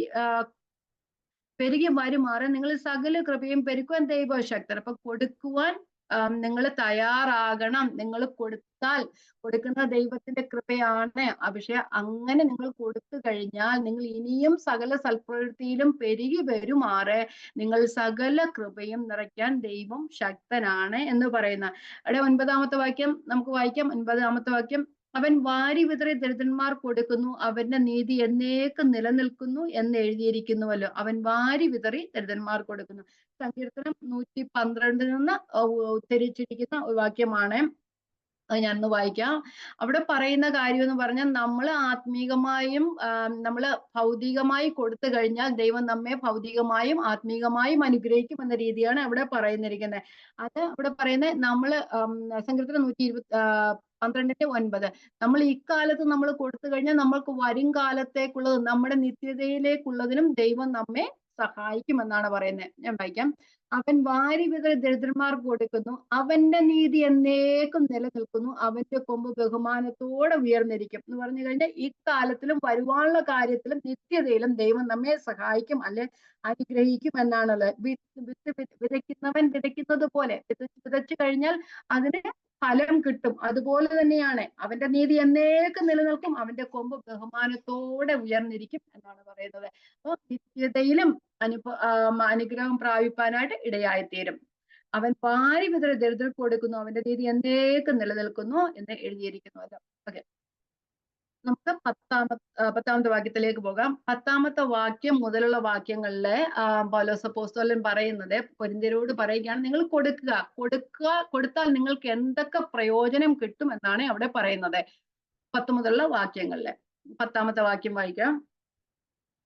എന്നാൽ വിതയ്ക്കുന്നവന് വിത്തും ഭക്ഷിപ്പാൻ ആഹാരവും നൽകുന്നവൻ നിങ്ങളുടെ വിതയും നൽകി പൊലിപ്പിക്കുകയും നിങ്ങളുടെ നീതിയുടെ വിളവ് വർദ്ധിപ്പിക്കുകയും ചെയ്യും.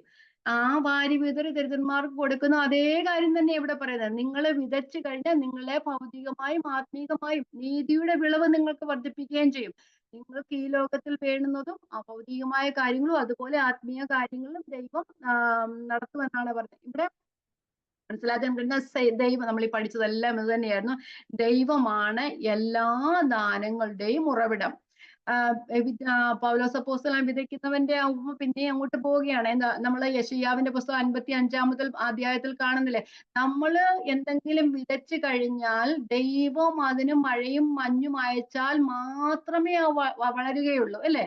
അതാണ് അവിടെ പറയുന്നത്. ആ ഒരു വിത്ത് വിതച്ചു കഴിഞ്ഞാൽ അതിന് ഫലം കാണണമെന്നുണ്ടെങ്കിൽ ദൈവം മഞ്ഞും മഴയും തന്നാൽ മാത്രമേ ഒക്കത്തുള്ളൂ. അപ്പൊ സകലത്തിന്റെയും ദാനങ്ങളുടെയും ഉറവിടം ദൈവം ആകാശത്ത് നിന്ന് മഞ്ഞും മഴയും നമുക്ക് അയച്ചില്ലെങ്കിൽ നമ്മൾ എങ്ങനെ ജീവിക്കും? ഈ ദൈവം തരുന്ന വെള്ളം കൊണ്ടല്ലേ, റിസർവേറിലൊക്കെ കൂട്ടി വെച്ചിട്ടല്ലേ നമ്മൾ ഈ മഴയില്ലാത്ത സമയത്തൊക്കെ വെള്ളം യൂസ് ചെയ്യുന്നത്. ദൈവം നമുക്ക് മഴ തന്നില്ലേ നമ്മൾ എങ്ങനെ വെള്ളം ഉത്പാദിപ്പിക്കും, അല്ലേ? ഓക്കെ, നമുക്ക് യെശയ്യാവ് 55 10 വാക്യം വായിക്കാം. യെശയ്യാവ് 55:10.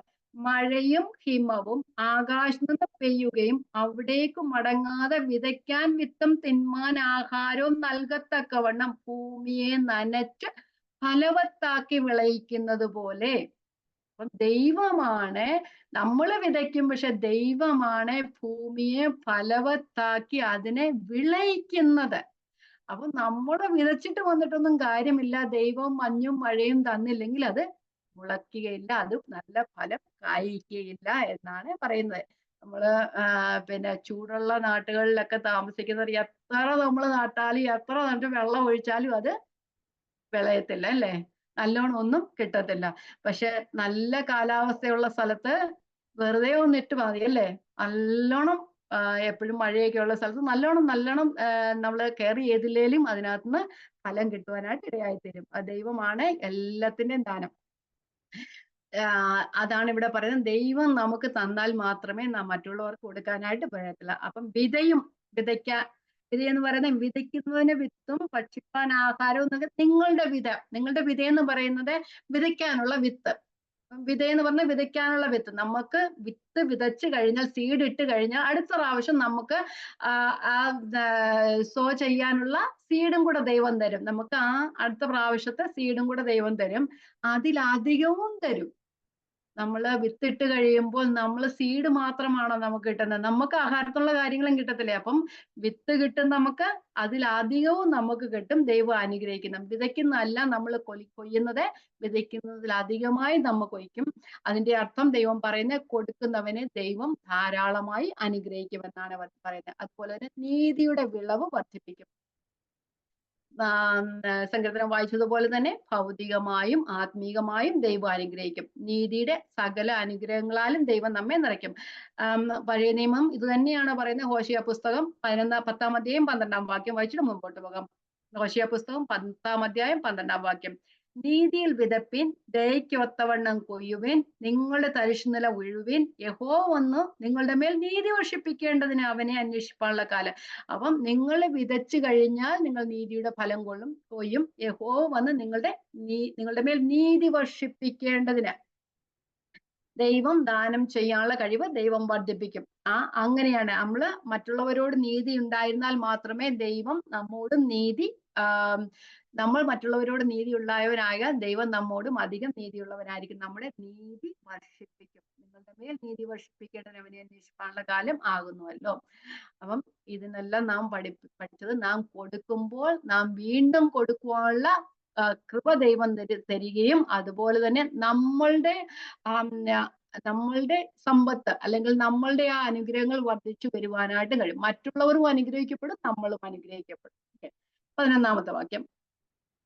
അടുത്ത കാര്യം പറയുന്നത് ഇങ്ങനെ കൊരിന്ത്യരോട് പറയുകയാണ്, നിങ്ങൾ കൊടുത്തു കഴിഞ്ഞാൽ നിങ്ങളും അനുഗ്രഹിക്കപ്പെടും, നിങ്ങളിലും അവരും ഒരുപോലെ അനുഗ്രഹിക്കപ്പെടും. ഇങ്ങനെ ദൈവത്തിന് ഞങ്ങളാൽ സ്തോത്രം വരുവാൻ കാരണമായിരിക്കുന്ന ഔദാര്യമൊക്കെയും കാണിക്കേണ്ടത് നിങ്ങൾ സകലത്തിലും സമ്പന്നന്മാരാകും. അപ്പം അത് കഴിഞ്ഞിട്ട് എന്നാ പറയുന്നത്, ഇവിടെ 2 കാര്യങ്ങളാണ് പറഞ്ഞ് കൊടുക്കുന്ന 2 ഫലങ്ങൾ പറയുന്നുണ്ട്. ദൈവത്തിന് സ്തോത്രം വരുവാൻ കാരണമാകും, മറ്റുള്ളവർക്ക് ഔദാര്യം കാണിക്കേണ്ടത് നിങ്ങൾ സമ്പന്നന്മാരാകും. നമ്മുടെ കയ്യിലെല്ലാം ഉണ്ടെങ്കിലല്ലേ കൊടുക്കാനൊക്കത്തുള്ളൂ. ദൈവം തന്നു കഴിഞ്ഞാലേ നമുക്ക് കൊടുക്കാനൊക്കത്തുള്ളൂ. അതാണ് പറഞ്ഞത്. ഒന്നാമത് ദൈവത്തിന് സ്തോത്രം വരുവാൻ കാരണമാകും. എന്താ? തിന്നാലും കുടിച്ചാലും സകലവും ദൈവനാമ മഹത്വത്തിനായിട്ട് തരും. ഇവിടെ ദൈവത്തിന് സ്തോത്രം വരുവാൻ കാരണമായി തീരുമെന്ന് പറഞ്ഞാൽ, ലഭിച്ചവർ, നമ്മൾ ഒരാൾക്ക് എന്തെങ്കിലും സാമ്പത്തിക സഹായം ചെയ്തു വരുവാണെങ്കിൽ അവർ ദൈവത്തിന് സ്തോത്രം ചെയ്യും. കരുണ ലഭിച്ചവർ, കൃപ ലഭിച്ചവർ ദൈവത്തെ സ്തുതിക്കാനായിട്ട് ഇടയായി തീരും. അപ്പം കൊരിന്ത്യര് മറ്റുള്ളവർക്ക് സഹായം ചെയ്യുന്നത് മൂലം സഹായം ലഭിച്ചവർ ദൈവത്തിന് സ്തോത്രം ചെയ്യുവാൻ ഇടയായി തീരും. അങ്ങനെ ദൈവത്തിന്റെ നാമം മഹത്വപ്പെടുവാൻ ഇടയായി തീരും. അതുപോലെ തന്നെ മറ്റുള്ളവർക്ക് ഔദാര്യം, നമ്മൾ ഈ വാക്യം 2 കൊരിന്ത്യർ 1-ാം അധ്യായത്തിലും അതുപോലെ 2 കൊരിന്ത്യർ 4-ാം അധ്യായത്തിലും നമ്മൾ പഠിച്ചതായിരുന്നു. ഒന്ന് വായിച്ചു മാത്രം വിടാം. 2 കൊരിന്ത്യർ 1:1 എടുക്കണമെന്ന് നിർബന്ധമില്ല. അതിന് നിങ്ങളും ഞങ്ങൾക്ക് വേണ്ടിയുള്ള പ്രാർത്ഥനയെ തുണയ്ക്കുന്നുവല്ലോ. അങ്ങനെ പലർ മുഖാന്തരം ഞങ്ങൾക്ക് കിട്ടിയ കൃപയ്ക്ക് വേണ്ടി പലരാലും ഞങ്ങൾ നിമിത്തം സ്തോത്രം ഇടുവാൻ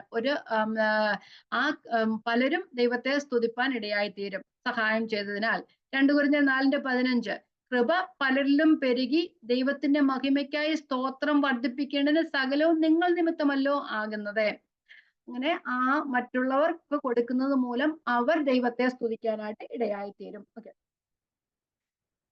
രണ്ടാമത്, മറ്റുള്ളവർക്ക് ഔദാര്യം കാണിക്കേണ്ടതിന് നാമും സമ്പന്നരായി തീരും. സകലത്തിനും ദൈവം നമ്മളെ സമ്പന്നരാക്കുന്നത് നമ്മളുടെ ലാവിഷായ ഒരു ജീവിതത്തിന് വേണ്ടിയല്ല, മറ്റുള്ളവരെ സഹായിക്കുന്നതിന് വേണ്ടിയാണ്.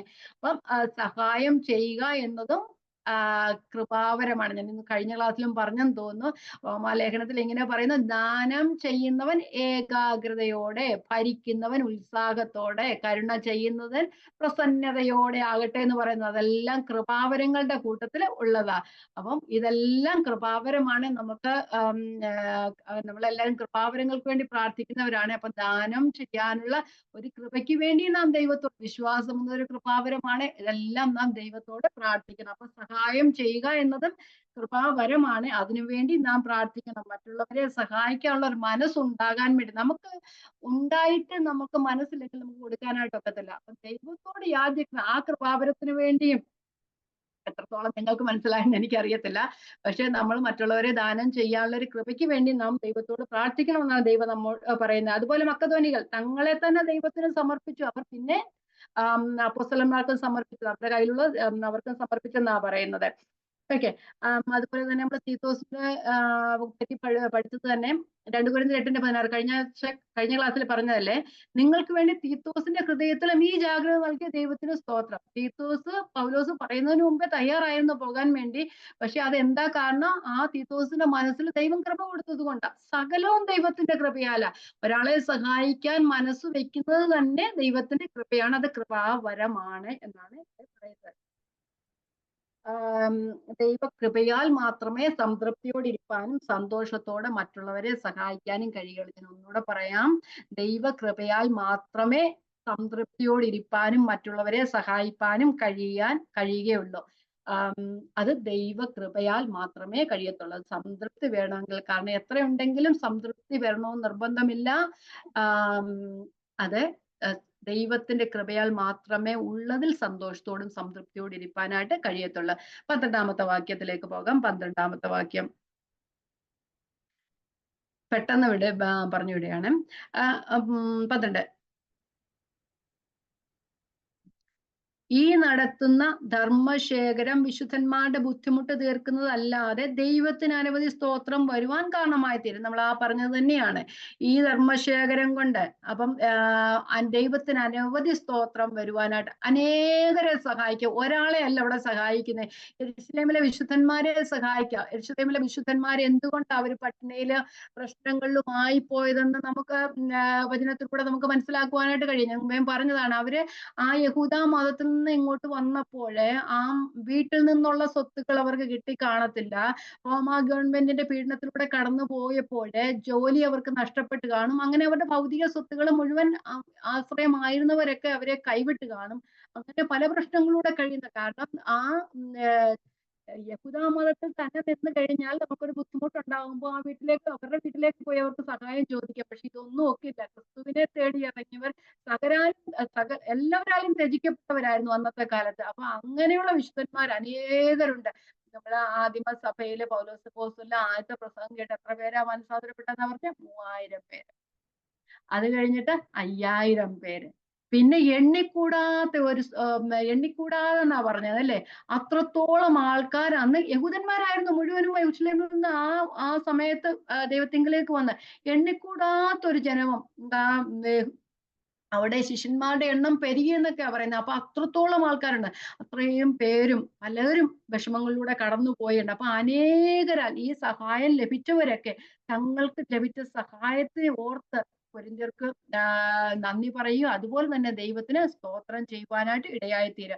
ഇവിടെ ധർമ്മശേഖരം എന്ന് ഇംഗ്ലീഷിൽ പറയുന്ന സ്പിരിച്വൽ സർവീസ് എന്നാ പറയുന്നത്. ആ ധർമ്മശേഖരം അല്ലെ ആ സഹായം ചെയ്യുന്നത് നിങ്ങൾ അത് ഒരു സ്പിരിച്വൽ സർവീസ് ആണ് ചെയ്യുന്നതെന്നാ പറയുന്നത്. സ്പിരിച്വൽ സർവീസ് എന്ന് പറയുന്നത് സഹായം നമ്മള് പറഞ്ഞു കഴിഞ്ഞാല് ഇത് ആരാധനയുടെ ഒരു ഭാഗമാണ്. നാം ആരാധനാലയത്തിൽ പോയി ദൈവത്തെ ആരാധിക്കുന്നതും വീട്ടിൽ നിന്ന് ദൈവത്തെ ആരാധിക്കുന്നതും അതുപോലെ തന്നെ ദൈവിക കാര്യങ്ങൾക്ക് പോയി കൊടുക്കുന്നതും അത് ദൈവത്തെ ആരാധിക്കുന്നതിന് ആ ഒരു ഇതാണ്. നമ്മള് വചനത്തിൽ പഠിക്കുന്ന കാര്യങ്ങളൊക്കെ ജീവിതത്തിൽ പ്രാവർത്തികമാക്കുന്നതാണ് ബുദ്ധിപരമായ ആരാധന എന്ന് പറയുന്നത്. നമ്മൾ വചനത്തിൽ പഠിക്കുന്നത് ജീവിതത്തിൽ പ്രാവർത്തികമാക്കുന്നതാണ് ബുദ്ധിപരമായ ആരാധന. അതുപോലെ എന്താ പറയുന്ന നമ്മള് റോമർ 12-ാം അധ്യായത്തിൽ പറഞ്ഞ പൗലോസ് അപ്പോസ്തലൻ സഹോദരന്മാരെ ദൈവത്തിന് മനസ്സലിവ് ഓർപ്പിച്ച് ഞാൻ നിങ്ങളെ പ്രബോധിപ്പിക്കാം. നിങ്ങൾ ബുദ്ധിയുള്ള ആരാധന നിങ്ങളുടെ ശരീരങ്ങളെ ദൈവത്തിന് പ്രസാദമുള്ള യാഗമായി സമർപ്പിപ്പിൻ. നാം ദൈവത്തിന് യാഗമായി സമർപ്പിക്കുന്നത് എങ്ങനെയാ? മക്കതോന്യ സഭകൾ ചെയ്തില്ല. അവർ മുമ്പേ ദൈവത്തിനും പിന്നെ തങ്ങൾക്ക് സമർപ്പിച്ചെന്നാ പറയുന്നത്. നമ്മൾ ആരാധനയാകുമ്പോൾ നാം വചനത്തിൽ പഠിക്കുന്ന ജീവിതത്തിൽ ആ ഒരു പ്രവർത്തിക്കുന്നതാണ് ബുദ്ധിയുള്ള ആരാധന. അല്ലാതെ ആരാധനാലയത്തിൽ പോയി കൈയടിച്ച് പ്രാർത്ഥിച്ചതൊന്നും അല്ല. ഇതെല്ലാം നമ്മൾ ഈ പഠിക്കുന്ന കാര്യങ്ങളെല്ലാം നാം പ്രാവർത്തികമാക്കണം. ഇത് അവസാനത്തെ വാക്കുകൾ പറയും, നിങ്ങൾ അനുസരണമുള്ളവരായി തന്നെ നിങ്ങൾ വിശ്വസിക്കുന്നത് അല്ലെ നിങ്ങൾ ഈ പഠിക്കുന്നതെല്ലാം നിങ്ങൾ ആ വിശ്വാസത്തിന് തക്ക അനുസരണം നിങ്ങളുടെ ജീവിതത്തിൽ ഉണ്ടായിത്തീരണമെന്നിട്ട് നമ്മൾ താഴോട്ട് ഉള്ള വാക്യങ്ങൾ പഠിക്കുവാനായിട്ട് കഴിയും. ഇവിടെ പറയുന്നത് അത് സ്പിരിച്വൽ സർവീസ് എന്നാ പറയുന്നത്. അപ്പൊ ആ ആരാധനയുടെ ദൈവത്തെ വർഷിപ്പ് ചെയ്യുന്ന ആ ഒരു പാട്ട് തന്നെ അതിന്റെ ഒരു ഭാഗം തന്നെയാണ് വിശുദ്ധന്മാരെ സഹായിക്കുക എന്നുള്ളത്. ഓക്കെ, ഇവിടെ 2 കാരണങ്ങളാലാണ് ദൈവത്തിന് അനവധി സ്തോത്രം വരുവാൻ കാരണമായി തീരും. നാം എന്ത് ചെയ്തതും ദൈവനാമ മഹത്വത്തിന് കാരണമായി തീരും. അത് തന്നെയല്ല ലഭിക്കുന്നവർ ദൈവത്തെ സ്തുതിക്കാനായിട്ട് കാരണമായി തീരും. ഓക്കെ, അതുപോലെ തന്നെ ആ ലഭിക്കുന്നവർക്കും ദൈവത്തെ സ്തുതിപ്പാൻ ഒരു കാരണം നമ്മൾ ഉണ്ടാക്കി കൊടുക്കുകയാണ് ചെയ്യുന്നത്. അപ്പം ആ കിട്ടിയത് കൊണ്ടല്ലേ അവർക്ക് ഇപ്പൊ നമ്മള് അവർക്ക് കൊടുത്തത് കൊണ്ടല്ലേ അവരുടെ ബുദ്ധിമുട്ട് മാറിയപ്പം നാം തന്നെ ഒരു കാരണം അവർക്ക് ദൈവത്തെ സ്തുതിക്കാൻ ഉണ്ടാക്കി കൊടുക്കുകയാണ് ചെയ്യുന്നത്. ഇംഗ്ലീഷ് എങ്ങനെയാണ് പറയുന്നത്? We are giving people a reason to thank God by giving. നമ്മൾ കൊടുക്കുന്നത് മൂലം മറ്റുള്ളവർക്ക് ആ ദൈവത്തെ സ്തുതിപ്പാൻ ഒരു കാരണം കൂടെ ഉണ്ടാക്കി കൊടുക്കുകയാണ് ചെയ്യുന്നത്. ഓക്കെ, 13-ാമത്തെ വാക്യം. ഈ സഹായത്താൽ തെളിയുന്ന സിദ്ധത ഹേതുവായി ക്രിസ്തുവിന്റെ സുവിശേഷം നിങ്ങൾ സ്വീകരിച്ച അനുസരണം നിമിത്തം അവരോടും എല്ലാവരോടും നിങ്ങൾ കാണിക്കുന്ന കൂട്ടായ്മയുടെ ഔദാര്യം നിമിത്തം അവർ ദൈവത്തെ മഹത്വപ്പെടുത്തും. അപ്പൊ യെരുശലേമിലുള്ളവർ ദൈവത്തെ മഹത്വപ്പെടുത്തുവാൻ കാരണമായി തീരുന്ന കാര്യങ്ങളാണ് ഇവിടെ പറയുന്നത്. ദൈവത്തിന് അനവധി മഹത്വങ്ങളും സ്തോത്രം വരുവാൻ ഇടയായി തീരും. അപ്പം യെരുശലേമിലെ വിശുദ്ധന്മാർ ഈ സഹായം ലഭിച്ചതിന് ശേഷം എന്തുകൊണ്ടാണ് അവർ ദൈവത്തെ മഹത്വപ്പെടുത്തുന്നത്? ഈ സഹായത്താൽ കൊരിന്ത്യർ സഹായിക്കുന്നതിനാൽ തെളിയുന്ന സിദ്ധത ഹേതു. ഞാൻ പറഞ്ഞതുപോലെ സിദ്ധത എന്ന് പറഞ്ഞു കഴിഞ്ഞാൽ നാം പഠിക്കുന്നത് നമ്മുടെ പ്രവൃത്തിയിൽ കാണിക്കുക. സിദ്ധത എന്ന് പറയുന്നത് നമ്മൾ വചനത്തിൽ പഠിക്കുന്ന നമുക്ക് അനുസരണം കാണിക്കുക.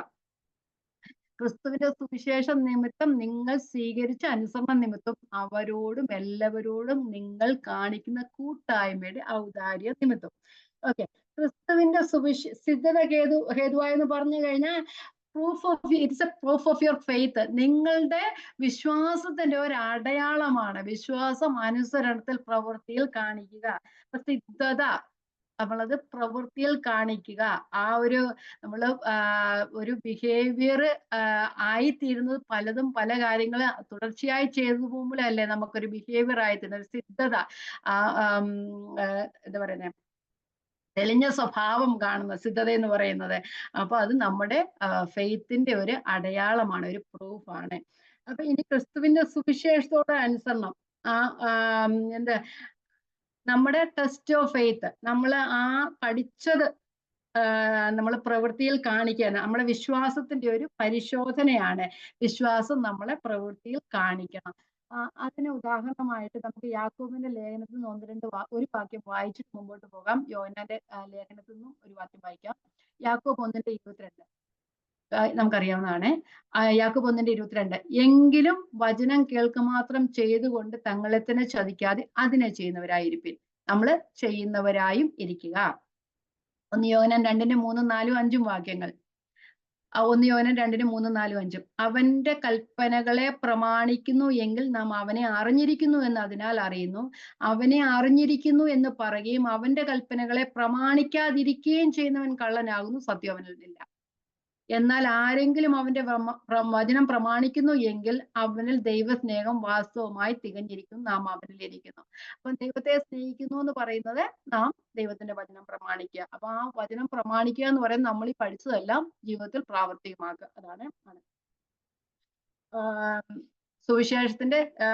സുവിശേഷത്തോടുള്ള ശരിയായ അനുസരണം വ്യക്തമാക്കുന്നത് നമ്മുടെ അനുസരണത്തോടെയാണ്. അതിനു വേണ്ടിയിട്ടാ ദൈവം നമ്മളെ സൃഷ്ടിച്ചത് തന്നെ, അല്ലേ? എഫെസ്യ ലേഖനം 2:10 എങ്ങനെയാ പറയുന്നത്? എഫെസ്യ ലേഖനം 2:10, നാം അവന്റെ കൈപ്പണിയായി സൽപ്രവൃത്തികൾക്കായിട്ട് ക്രിസ്തുവേശുവിൽ സൃഷ്ടിക്കപ്പെട്ടവരാകുന്നു. നാം ചെയ്തു പോരേണ്ടതിന് ദൈവം അവയെ മുന്നൊരുക്കിയിരുന്നു. ലോകസ്ഥാപനത്തിന് മുമ്പേ ദൈവം നമ്മെ ക്രിസ്തുവിൽ മുന്നൊരുക്കി. ഇതൊക്കെ എന്തിനാ? സൽപ്രവൃത്തികൾ ചെയ്യാനും വേണ്ടിയിട്ടാണ്. ഓക്കെ, പ്രവൃത്തികൾ ചെയ്തുകൊണ്ട് ആരും അനുഗ്രഹിക്കപ്പെടത്തില്ല. പക്ഷെ ആ ദൈവം നമുക്ക് വേണ്ടി ദൈവത്തെ വിശ്വാസമില്ലാത്ത പ്രവൃത്തി ചെയ്തുകൊണ്ടൊന്നും എന്താ പറഞ്ഞ അവർക്ക് അനുഗ്രഹം ഉണ്ടാകും എന്നല്ല പറയുന്നത്. ദൈവത്തെ അറിയുന്നവർ ഈ സൽപ്രവൃത്തികൾ ചെയ്യാൻ വേണ്ടിയിട്ട് മാത്രം നാം മുന്നൊരുക്കിയിരിക്കണം. നാം രക്ഷിക്കപ്പെടുന്നത് പ്രവൃത്തിയാലല്ല, രക്ഷിക്കപ്പെട്ടതിന് ശേഷമുള്ള പ്രവൃത്തികളാണ് അനുഗ്രഹമായി തീരുന്നത്. ഓക്കെ,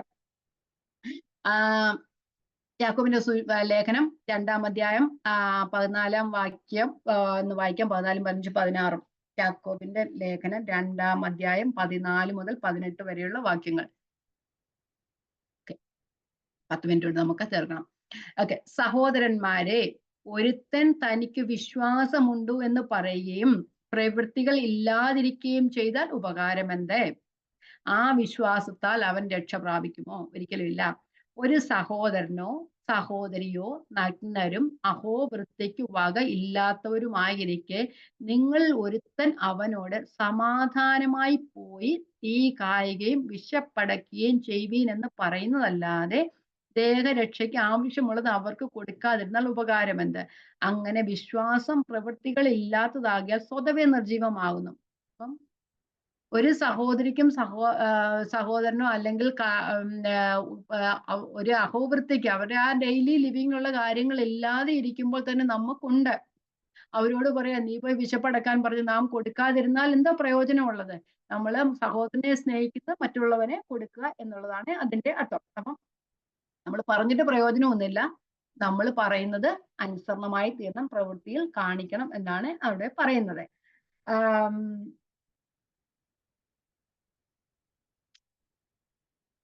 അപ്പൊ ഇവിടെ യഹൂദ ഇവരോട് പറയുന്നത് നിങ്ങളുടെ സിദ്ധത ഹേതുവായി എന്നാ പറയുന്നത്. അവർക്ക് ആ യഹൂദ ക്രിസ്ത്യാനികള്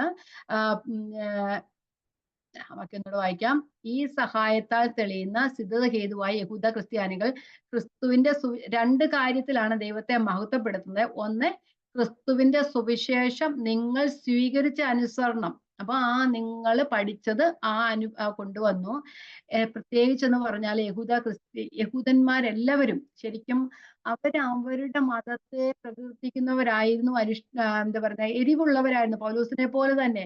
പക്ഷെ അവരാ ദൈവത്തിങ്കിലേക്ക് അവരൊരു മശിഹയെ പ്രതീക്ഷിച്ചിരുന്നതാ. പക്ഷെ പലരും ഇപ്പോഴും മശിഹ വരുമെന്നും പറഞ്ഞുകൊണ്ട് പ്രതീക്ഷിക്കുന്നുണ്ട്. പക്ഷെ ആ മശിഹയെ കണ്ടെത്തിയവർ, ആ ജാതികളിൽ നിന്ന് ക്രിസ്ത്യാനികളായവരെ എന്ന് പറഞ്ഞാൽ അവരുടെ വിശ്വാസം സംശയിച്ചിരുന്നു.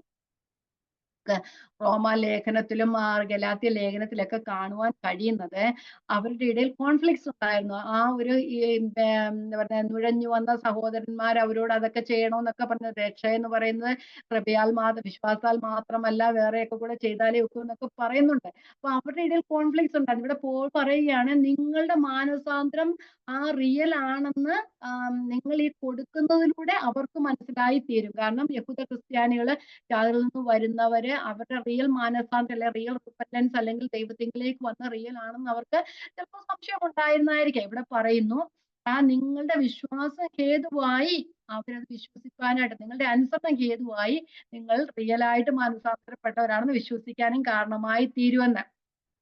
അപ്പം നിങ്ങളുടെ ശുശ്രൂഷയെ പറ്റി ബോധ്യപ്പെട്ട് അവർ ദൈവത്തെ സ്തുതിക്കാനായിട്ട് ഇടയായിത്തീരും. അതുപോലെ തന്നെ മറ്റുള്ളവരോടുള്ള കൂട്ടായ്മയുടെ ഔദാര്യം. ഇവിടെ രണ്ട് കാര്യങ്ങളല്ല പറഞ്ഞ, അവരുടെ സുവിശേഷത്തോടുള്ള അനുസരണവും അതുപോലെ തന്നെ മറ്റുള്ളവരോടുള്ള കൂട്ടായ്മയിലെ ഔദാര്യം.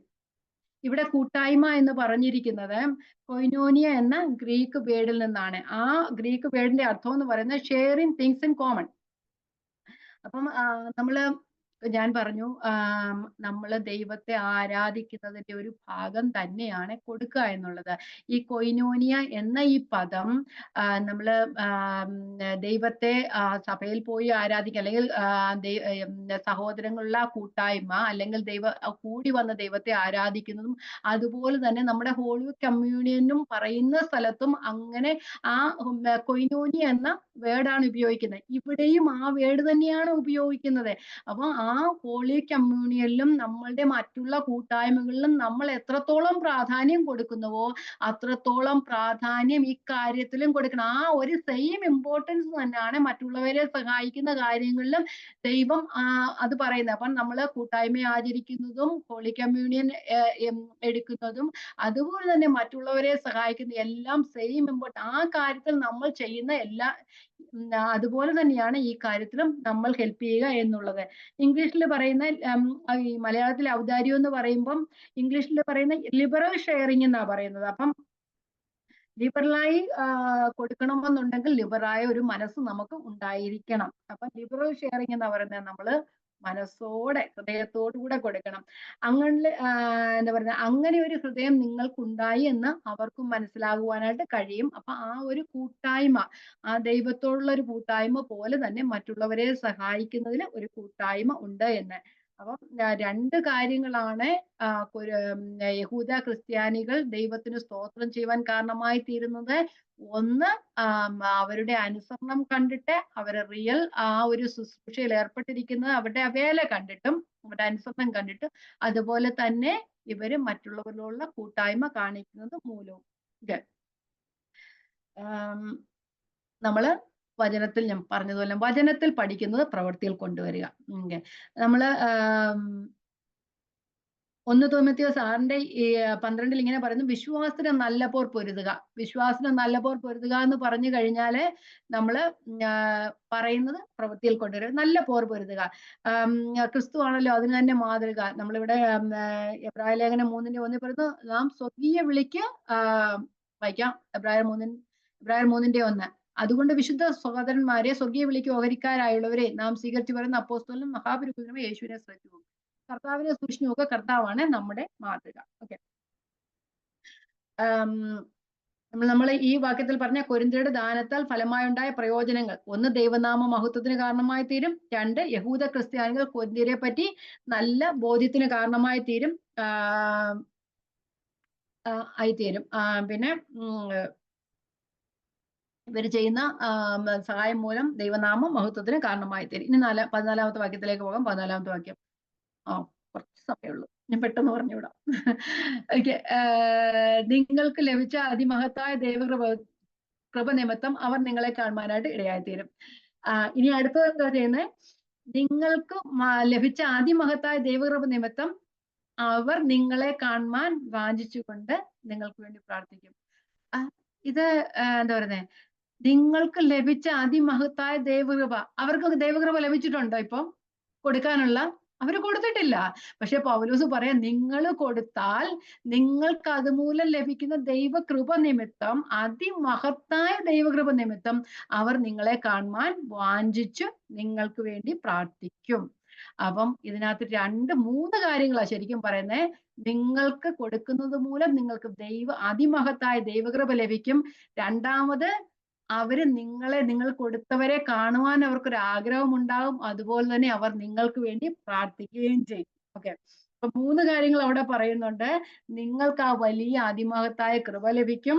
നിങ്ങളൊരു മനസ്സൊരുക്കം ഉണ്ടായാൽ നിങ്ങൾക്ക് വേണ്ടി അവർ പ്രാർത്ഥിക്കും. അതുപോലെ കൊരിന്ത്യരെ കാണുവാനുള്ള ഒരു ആഗ്രഹം യെരൂശലേമിലെ വിശുദ്ധന്മാർക്കുണ്ടാകും. അപ്പം ക്രിസ്തീയ കൂട്ടായ്മയുടെ സവിശേഷതകൾ തന്നെയാണ് ഇത്. മറ്റുള്ളവരെ സഹായിക്കുന്നത് മൂലം ആ സഹായം ലഭിച്ചവർ ദൈവത്തെ സ്തുതിപ്പാനായിട്ട് ഇടയായിത്തീരും. അന്യോന്യം പ്രാർത്ഥിക്കാൻ ഇടയായിത്തീരും. അവരെ കാണുവാനുള്ള കാണുവാനുള്ള ഒരു ആഗ്രഹം ഉണ്ടായിത്തീരും. ഇനി 15-ാമത്തെ വാക്യത്തിലേക്ക് പോവാം. ഞാൻ പെട്ടെന്ന് പോവാം. അപ്പൊ നമ്മള് കൊടുക്കുക മാത്രമല്ല, മറ്റുള്ളവർക്ക് വേണ്ടി പ്രാർത്ഥിക്കുന്നവരും ആയിത്തീരുക. പറഞ്ഞു തീരാത്ത ദാനം നിമിത്തം ദൈവത്തിന് സ്തോത്രം. പറഞ്ഞു തീരാത്ത ദാനം നിമിത്തം ദൈവത്തിന് സ്തോത്രം. ഞാൻ പറഞ്ഞതുപോലെ തന്നെ ക്രിസ്തീയ ഗോളങ്ങളിൽ ദുരുപയോഗം ചെയ്യപ്പെടുന്ന ഒരു വാക്യമാണ് പറഞ്ഞു തീരാത്ത ദാനം നിമിത്തം ദൈവത്തിന് സ്തോത്രം. എന്താ പറയുന്നത്? പറഞ്ഞു തീരാത്ത ദൈവം കുറെ അത്ഭുതങ്ങളും അടയാളങ്ങളും ഒക്കെ ചെയ്ത് കഴിയുമ്പോൾ, നമുക്ക് ഒത്തിരി രോഗസൗഖ്യം അങ്ങനെയൊക്കെ ചെയ്ത് കഴിയുമ്പോഴേ പറഞ്ഞു തീരാത്ത ദാനം നിമിത്തം ദൈവത്തിന് സ്തോത്രം എന്നൊക്കെ പറഞ്ഞാൽ അതല്ല. 8-ലും 9-ലും നമ്മൾ സഹായിക്കുകയാണെങ്കിൽ ദൈവം നമ്മെ ഇത്രത്തോളം അനുഗ്രഹിക്കും. ആ പറഞ്ഞു തീരാത്ത ദാനം നിമിത്തം ദൈവത്തിന് സ്തോത്രം. കോണ്ടെക്സ്റ്റ് മാറ്റി വാക്യം എടുത്ത് പഠിച്ചു കഴിഞ്ഞാൽ അതിനുള്ള പ്രയോജനം മാറ്റി നമ്മൾ വാക്യം പഠിക്കുമ്പോൾ നമുക്ക് അങ്ങനെയൊക്കെയാണ് കിട്ടുന്നത്. ഇവിടെ പറയാം, 8-ലും 9-ലും നിങ്ങൾ ചെയ്ത കാര്യങ്ങൾ ധനസഹായിക്കുക. അതുപോലെ നിങ്ങൾക്ക് പറഞ്ഞു തീരാത്ത ദാനം നിമിത്തം ദൈവത്തിന് സ്തോത്രം. അപ്പം അപ്പോൾ ഇവിടെ പറഞ്ഞ് അവസാനിക്കുക. 8-ഉം 9-ഉം പറഞ്ഞ് 9-ാമത്തെ അധ്യായത്തിൽ ധനസഹായം കൊണ്ട് ഇവിടെ നിർത്തിയിട്ട് പറയുക, പറഞ്ഞു തീരാത്ത ദാനം നിമിത്തം ദൈവത്തിന് സ്തോത്രം. അപ്പൊ ഏറ്റവും നമ്മൾ ഇതിലെല്ലാം പഠിച്ചത്, ഏറ്റവും വലിയ ദാനം ദൈവം ചെയ്യുവാനുള്ള കൃപ ദൈവം നമുക്ക് തരുന്നു. അതുപോലെ തന്നെ വലിയൊരു ദാതാവ് ദൈവം തന്നെയാണ്. നമുക്ക് ദൈവം ആണ് നമുക്ക് ദൈവം തന്ന ഏറ്റവും വലിയ ഗിഫ്റ്റ് എന്താ? ദൈവം തന്റെ പുത്രനെ നമുക്ക് വേണ്ടി ദാനമായി തന്ന ദൈവം തന്ന വലിയൊരു ഗിഫ്റ്റ് അല്ലേ? അതുപോലെ തന്നെ ക്രിസ്തുവിനെ നമുക്ക് ഈ ഭൂമിയിലേക്ക് അയച്ചു, നമുക്ക് സാൽവേഷൻ തന്നു, നമുക്ക് നിത്യതയും ഒരുക്കി തന്നു. അതാ ദൈവത്തിന്റെ വലിയൊരു ഗിഫ്റ്റ്. അപ്പൊ ആ ഒരു ഗിഫ്റ്റ് ലഭിച്ചവരാണ് മറ്റുള്ളവരെ സഹായിച്ചാലും അവർക്ക് അങ്ങനെയുള്ളവർക്കാണ് അനുഗ്രഹം ഉണ്ടാകുവാനായിട്ട് പോകുന്നത്. അപ്പൊ ഇവിടെ പറഞ്ഞു, ഒന്ന്, ദൈവം നമുക്ക് 2 തരത്തിൽ നമുക്ക് പറയാം. 8-ന്റെയും 9-ലും കാണുന്ന ആ ഒരു നിങ്ങളെ സഹായിക്കുന്നത് മൂലം ദൈവം നിങ്ങളെ അനുഗ്രഹിക്കും. അതുമല്ല, നമുക്ക് ദൈവം വലിയൊരു ഗിഫ്റ്റ് തന്നേക്കുന്ന ദൈവത്തിന്റെ ഏകജാതനായ പുത്രനെ നമുക്ക് വേണ്ടി തന്ന യോഹന്നാന്റെ സുവിശേഷം 3:16 തന്റെ ഏകജാതനായ പുത്രൻ ഏവരും നശിച്ചു പോകാൻ നിത്യജീവൻ. നമ്മുടെ ജീവിതത്തിൽ എന്ത് നേടിയെന്ന് പറഞ്ഞാൽ നമുക്ക് നിത്യജീവൻ ഇല്ലായിരുന്നെങ്കിൽ ഒന്നുമില്ലായിരുന്നു. നമുക്ക് ദൈവത്തെ ഏറ്റവും വലിയ ഭാഗ്യം നമുക്ക് നിത്യജീവൻ കിട്ടിയത് തന്നെയാണ്.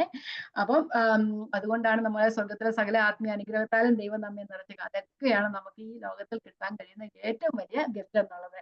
അപ്പം അത് തന്നെ ഉണ്ട്. അപ്പം ആ ഒരു പറഞ്ഞു തീരാത്ത ദാനം ഇത്രയും സഹായങ്ങൾ ചെയ്യുന്നത് ഇവര് ആ ഒരു യഹൂദന്മാർ അല്ലെ യഹൂദ ക്രിസ്ത്യാനികളെ വിഷമത്തിലിരിക്കുന്നവരെ സഹായിക്കുക എന്നുള്ള ഒരു കാര്യത്തിൽ ഇവർക്ക് എത്രത്തോളം അനുഗ്രഹമാണ് കിട്ടുന്നത്. അതും അല്ല, ദൈവം നമുക്ക് ആ സ്വന്തം പുത്രനെ ദാനമായി തന്നത് മൂലമാണ് നാം ഇതൊക്കെ ചെയ്യുവാനായിട്ട് ദൈവം കാരണമാക്കി തീർക്കുന്നത്. കാരണം കൃപ ലഭിച്ചവർ ഭാഗ്യവാന്മാരാ. ആ ദൈവത്തിന്റെ കൃപയാലാ നമുക്ക്.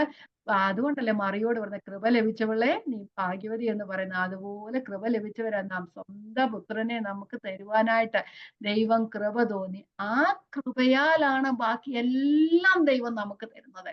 അല്ലെ, സ്വന്തം പുത്രനെ ആദരിയാൻ നമുക്ക് എല്ലാവർക്കും വേണ്ടി തരുവാൻ നമുക്കെല്ലാം അതിൻ്റെ കൂടെ സകലവും തരുവാൻ ഇരിക്കല്ലയോ എന്നോ ചോദിക്കുന്നല്ലേ. സ്വന്തം പുത്രനെ ആദ്യം നമുക്ക് തന്നവന് നമുക്കൊരു സകലവും തരും. അപ്പം നമുക്ക് ദൈവം തന്ന ആ ക്രിസ്തുവിനെ നമുക്ക് തന്ന ആ ഗിഫ്റ്റിലൂടെയാണ് നമുക്ക് ബാക്കിയുള്ളതെല്ലാം കിട്ടുന്നത്. ഈ ലോകത്തിൽ നമുക്കുള്ളതെല്ലാം കിട്ടുന്നത്. നിത്യതയും കൂടെ ദൈവം നമുക്ക് ഒരുക്കി വെച്ചിരിക്കുകയാണ് ചെയ്യുന്നത്. ഒത്തിരി വാക്യങ്ങൾ ഞാൻ എഴുതി വെച്ചിട്ടുണ്ട്. ഞാൻ പറയത്തേ ഉള്ളൂ, ഞാൻ വായിക്കുന്നുമില്ല.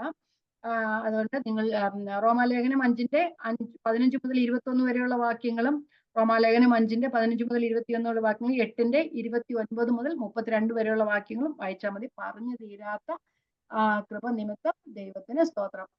റോമാലേഖനം 29-ാമത്തെ 8-ന്റെ 29 മാത്രം 29, 30 വായിച്ചു നിർത്താം. ഓക്കെ. അവൻ മുന്നറിഞ്ഞവരെ തന്റെ പുത്രൻ അനേകം സഹോദരന്മാരിൽ ആജാതനാകേണ്ടനെ അവന്റെ സ്വരൂപത്തോട് അനുരൂപമാകുവാൻ മുൻ നിയമിച്ചവരെ വിളിച്ചവരെ നീതീകരിച്ചു, തിരസ്കരിച്ചു. ഇത് നമ്മൾ സംബന്ധിച്ച് നാം എന്ത് പറയേണ്ടത്? ദൈവം നമുക്ക് അനുകൂലമെങ്കിൽ പ്രതികൂലമാണ്. സ്വന്തം പുത്രനെ ആദരിക്കാതെ നമുക്ക് എല്ലാവർക്കും വേണ്ടി ഏൽപ്പിച്ചിരുന്ന അവനോടുകൂടെ സകലവും നമുക്ക് തരാം. ഏറ്റവും വലിയ ഗിഫ്റ്റ് ഇത് തന്നെയാണ്. ഈ ഗിഫ്റ്റ് കിട്ടിയത് കൊണ്ടാണ് നമുക്ക് ദൈവകൃപ എന്ന ഗിഫ്റ്റ് നമുക്ക് കിട്ടുന്നത്.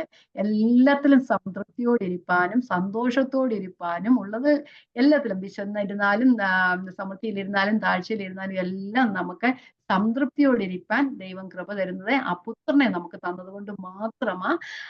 അതിനായി നമുക്ക് ദൈവത്തിന് സ്തോത്രം. ഈ വാക്യം നമുക്ക് തന്നെ പറഞ്ഞേക്കാം. പറഞ്ഞു തീരാത്ത ദാനം നിമിത്തം ദൈവത്തിന് സ്തോത്രം. ഈ വചനം പഠിക്കാൻ നമുക്ക് കൃപ തരുന്നതും ആ പുത്രനെ നമുക്ക് വേണ്ടി തന്നതുകൊണ്ട് മാത്രമാണ്. അതിനും ദൈവത്തിന് സ്തോത്രം ചെയ്യാം. ഈ വചനങ്ങളാൽ ദൈവം നമ്മെ എല്ലാവരെയും അനുഗ്രഹിക്കട്ടെ. ദൈവത്തിന്റെ നാമം വാഴ്ത്തപ്പെടുമാറാകട്ടെ.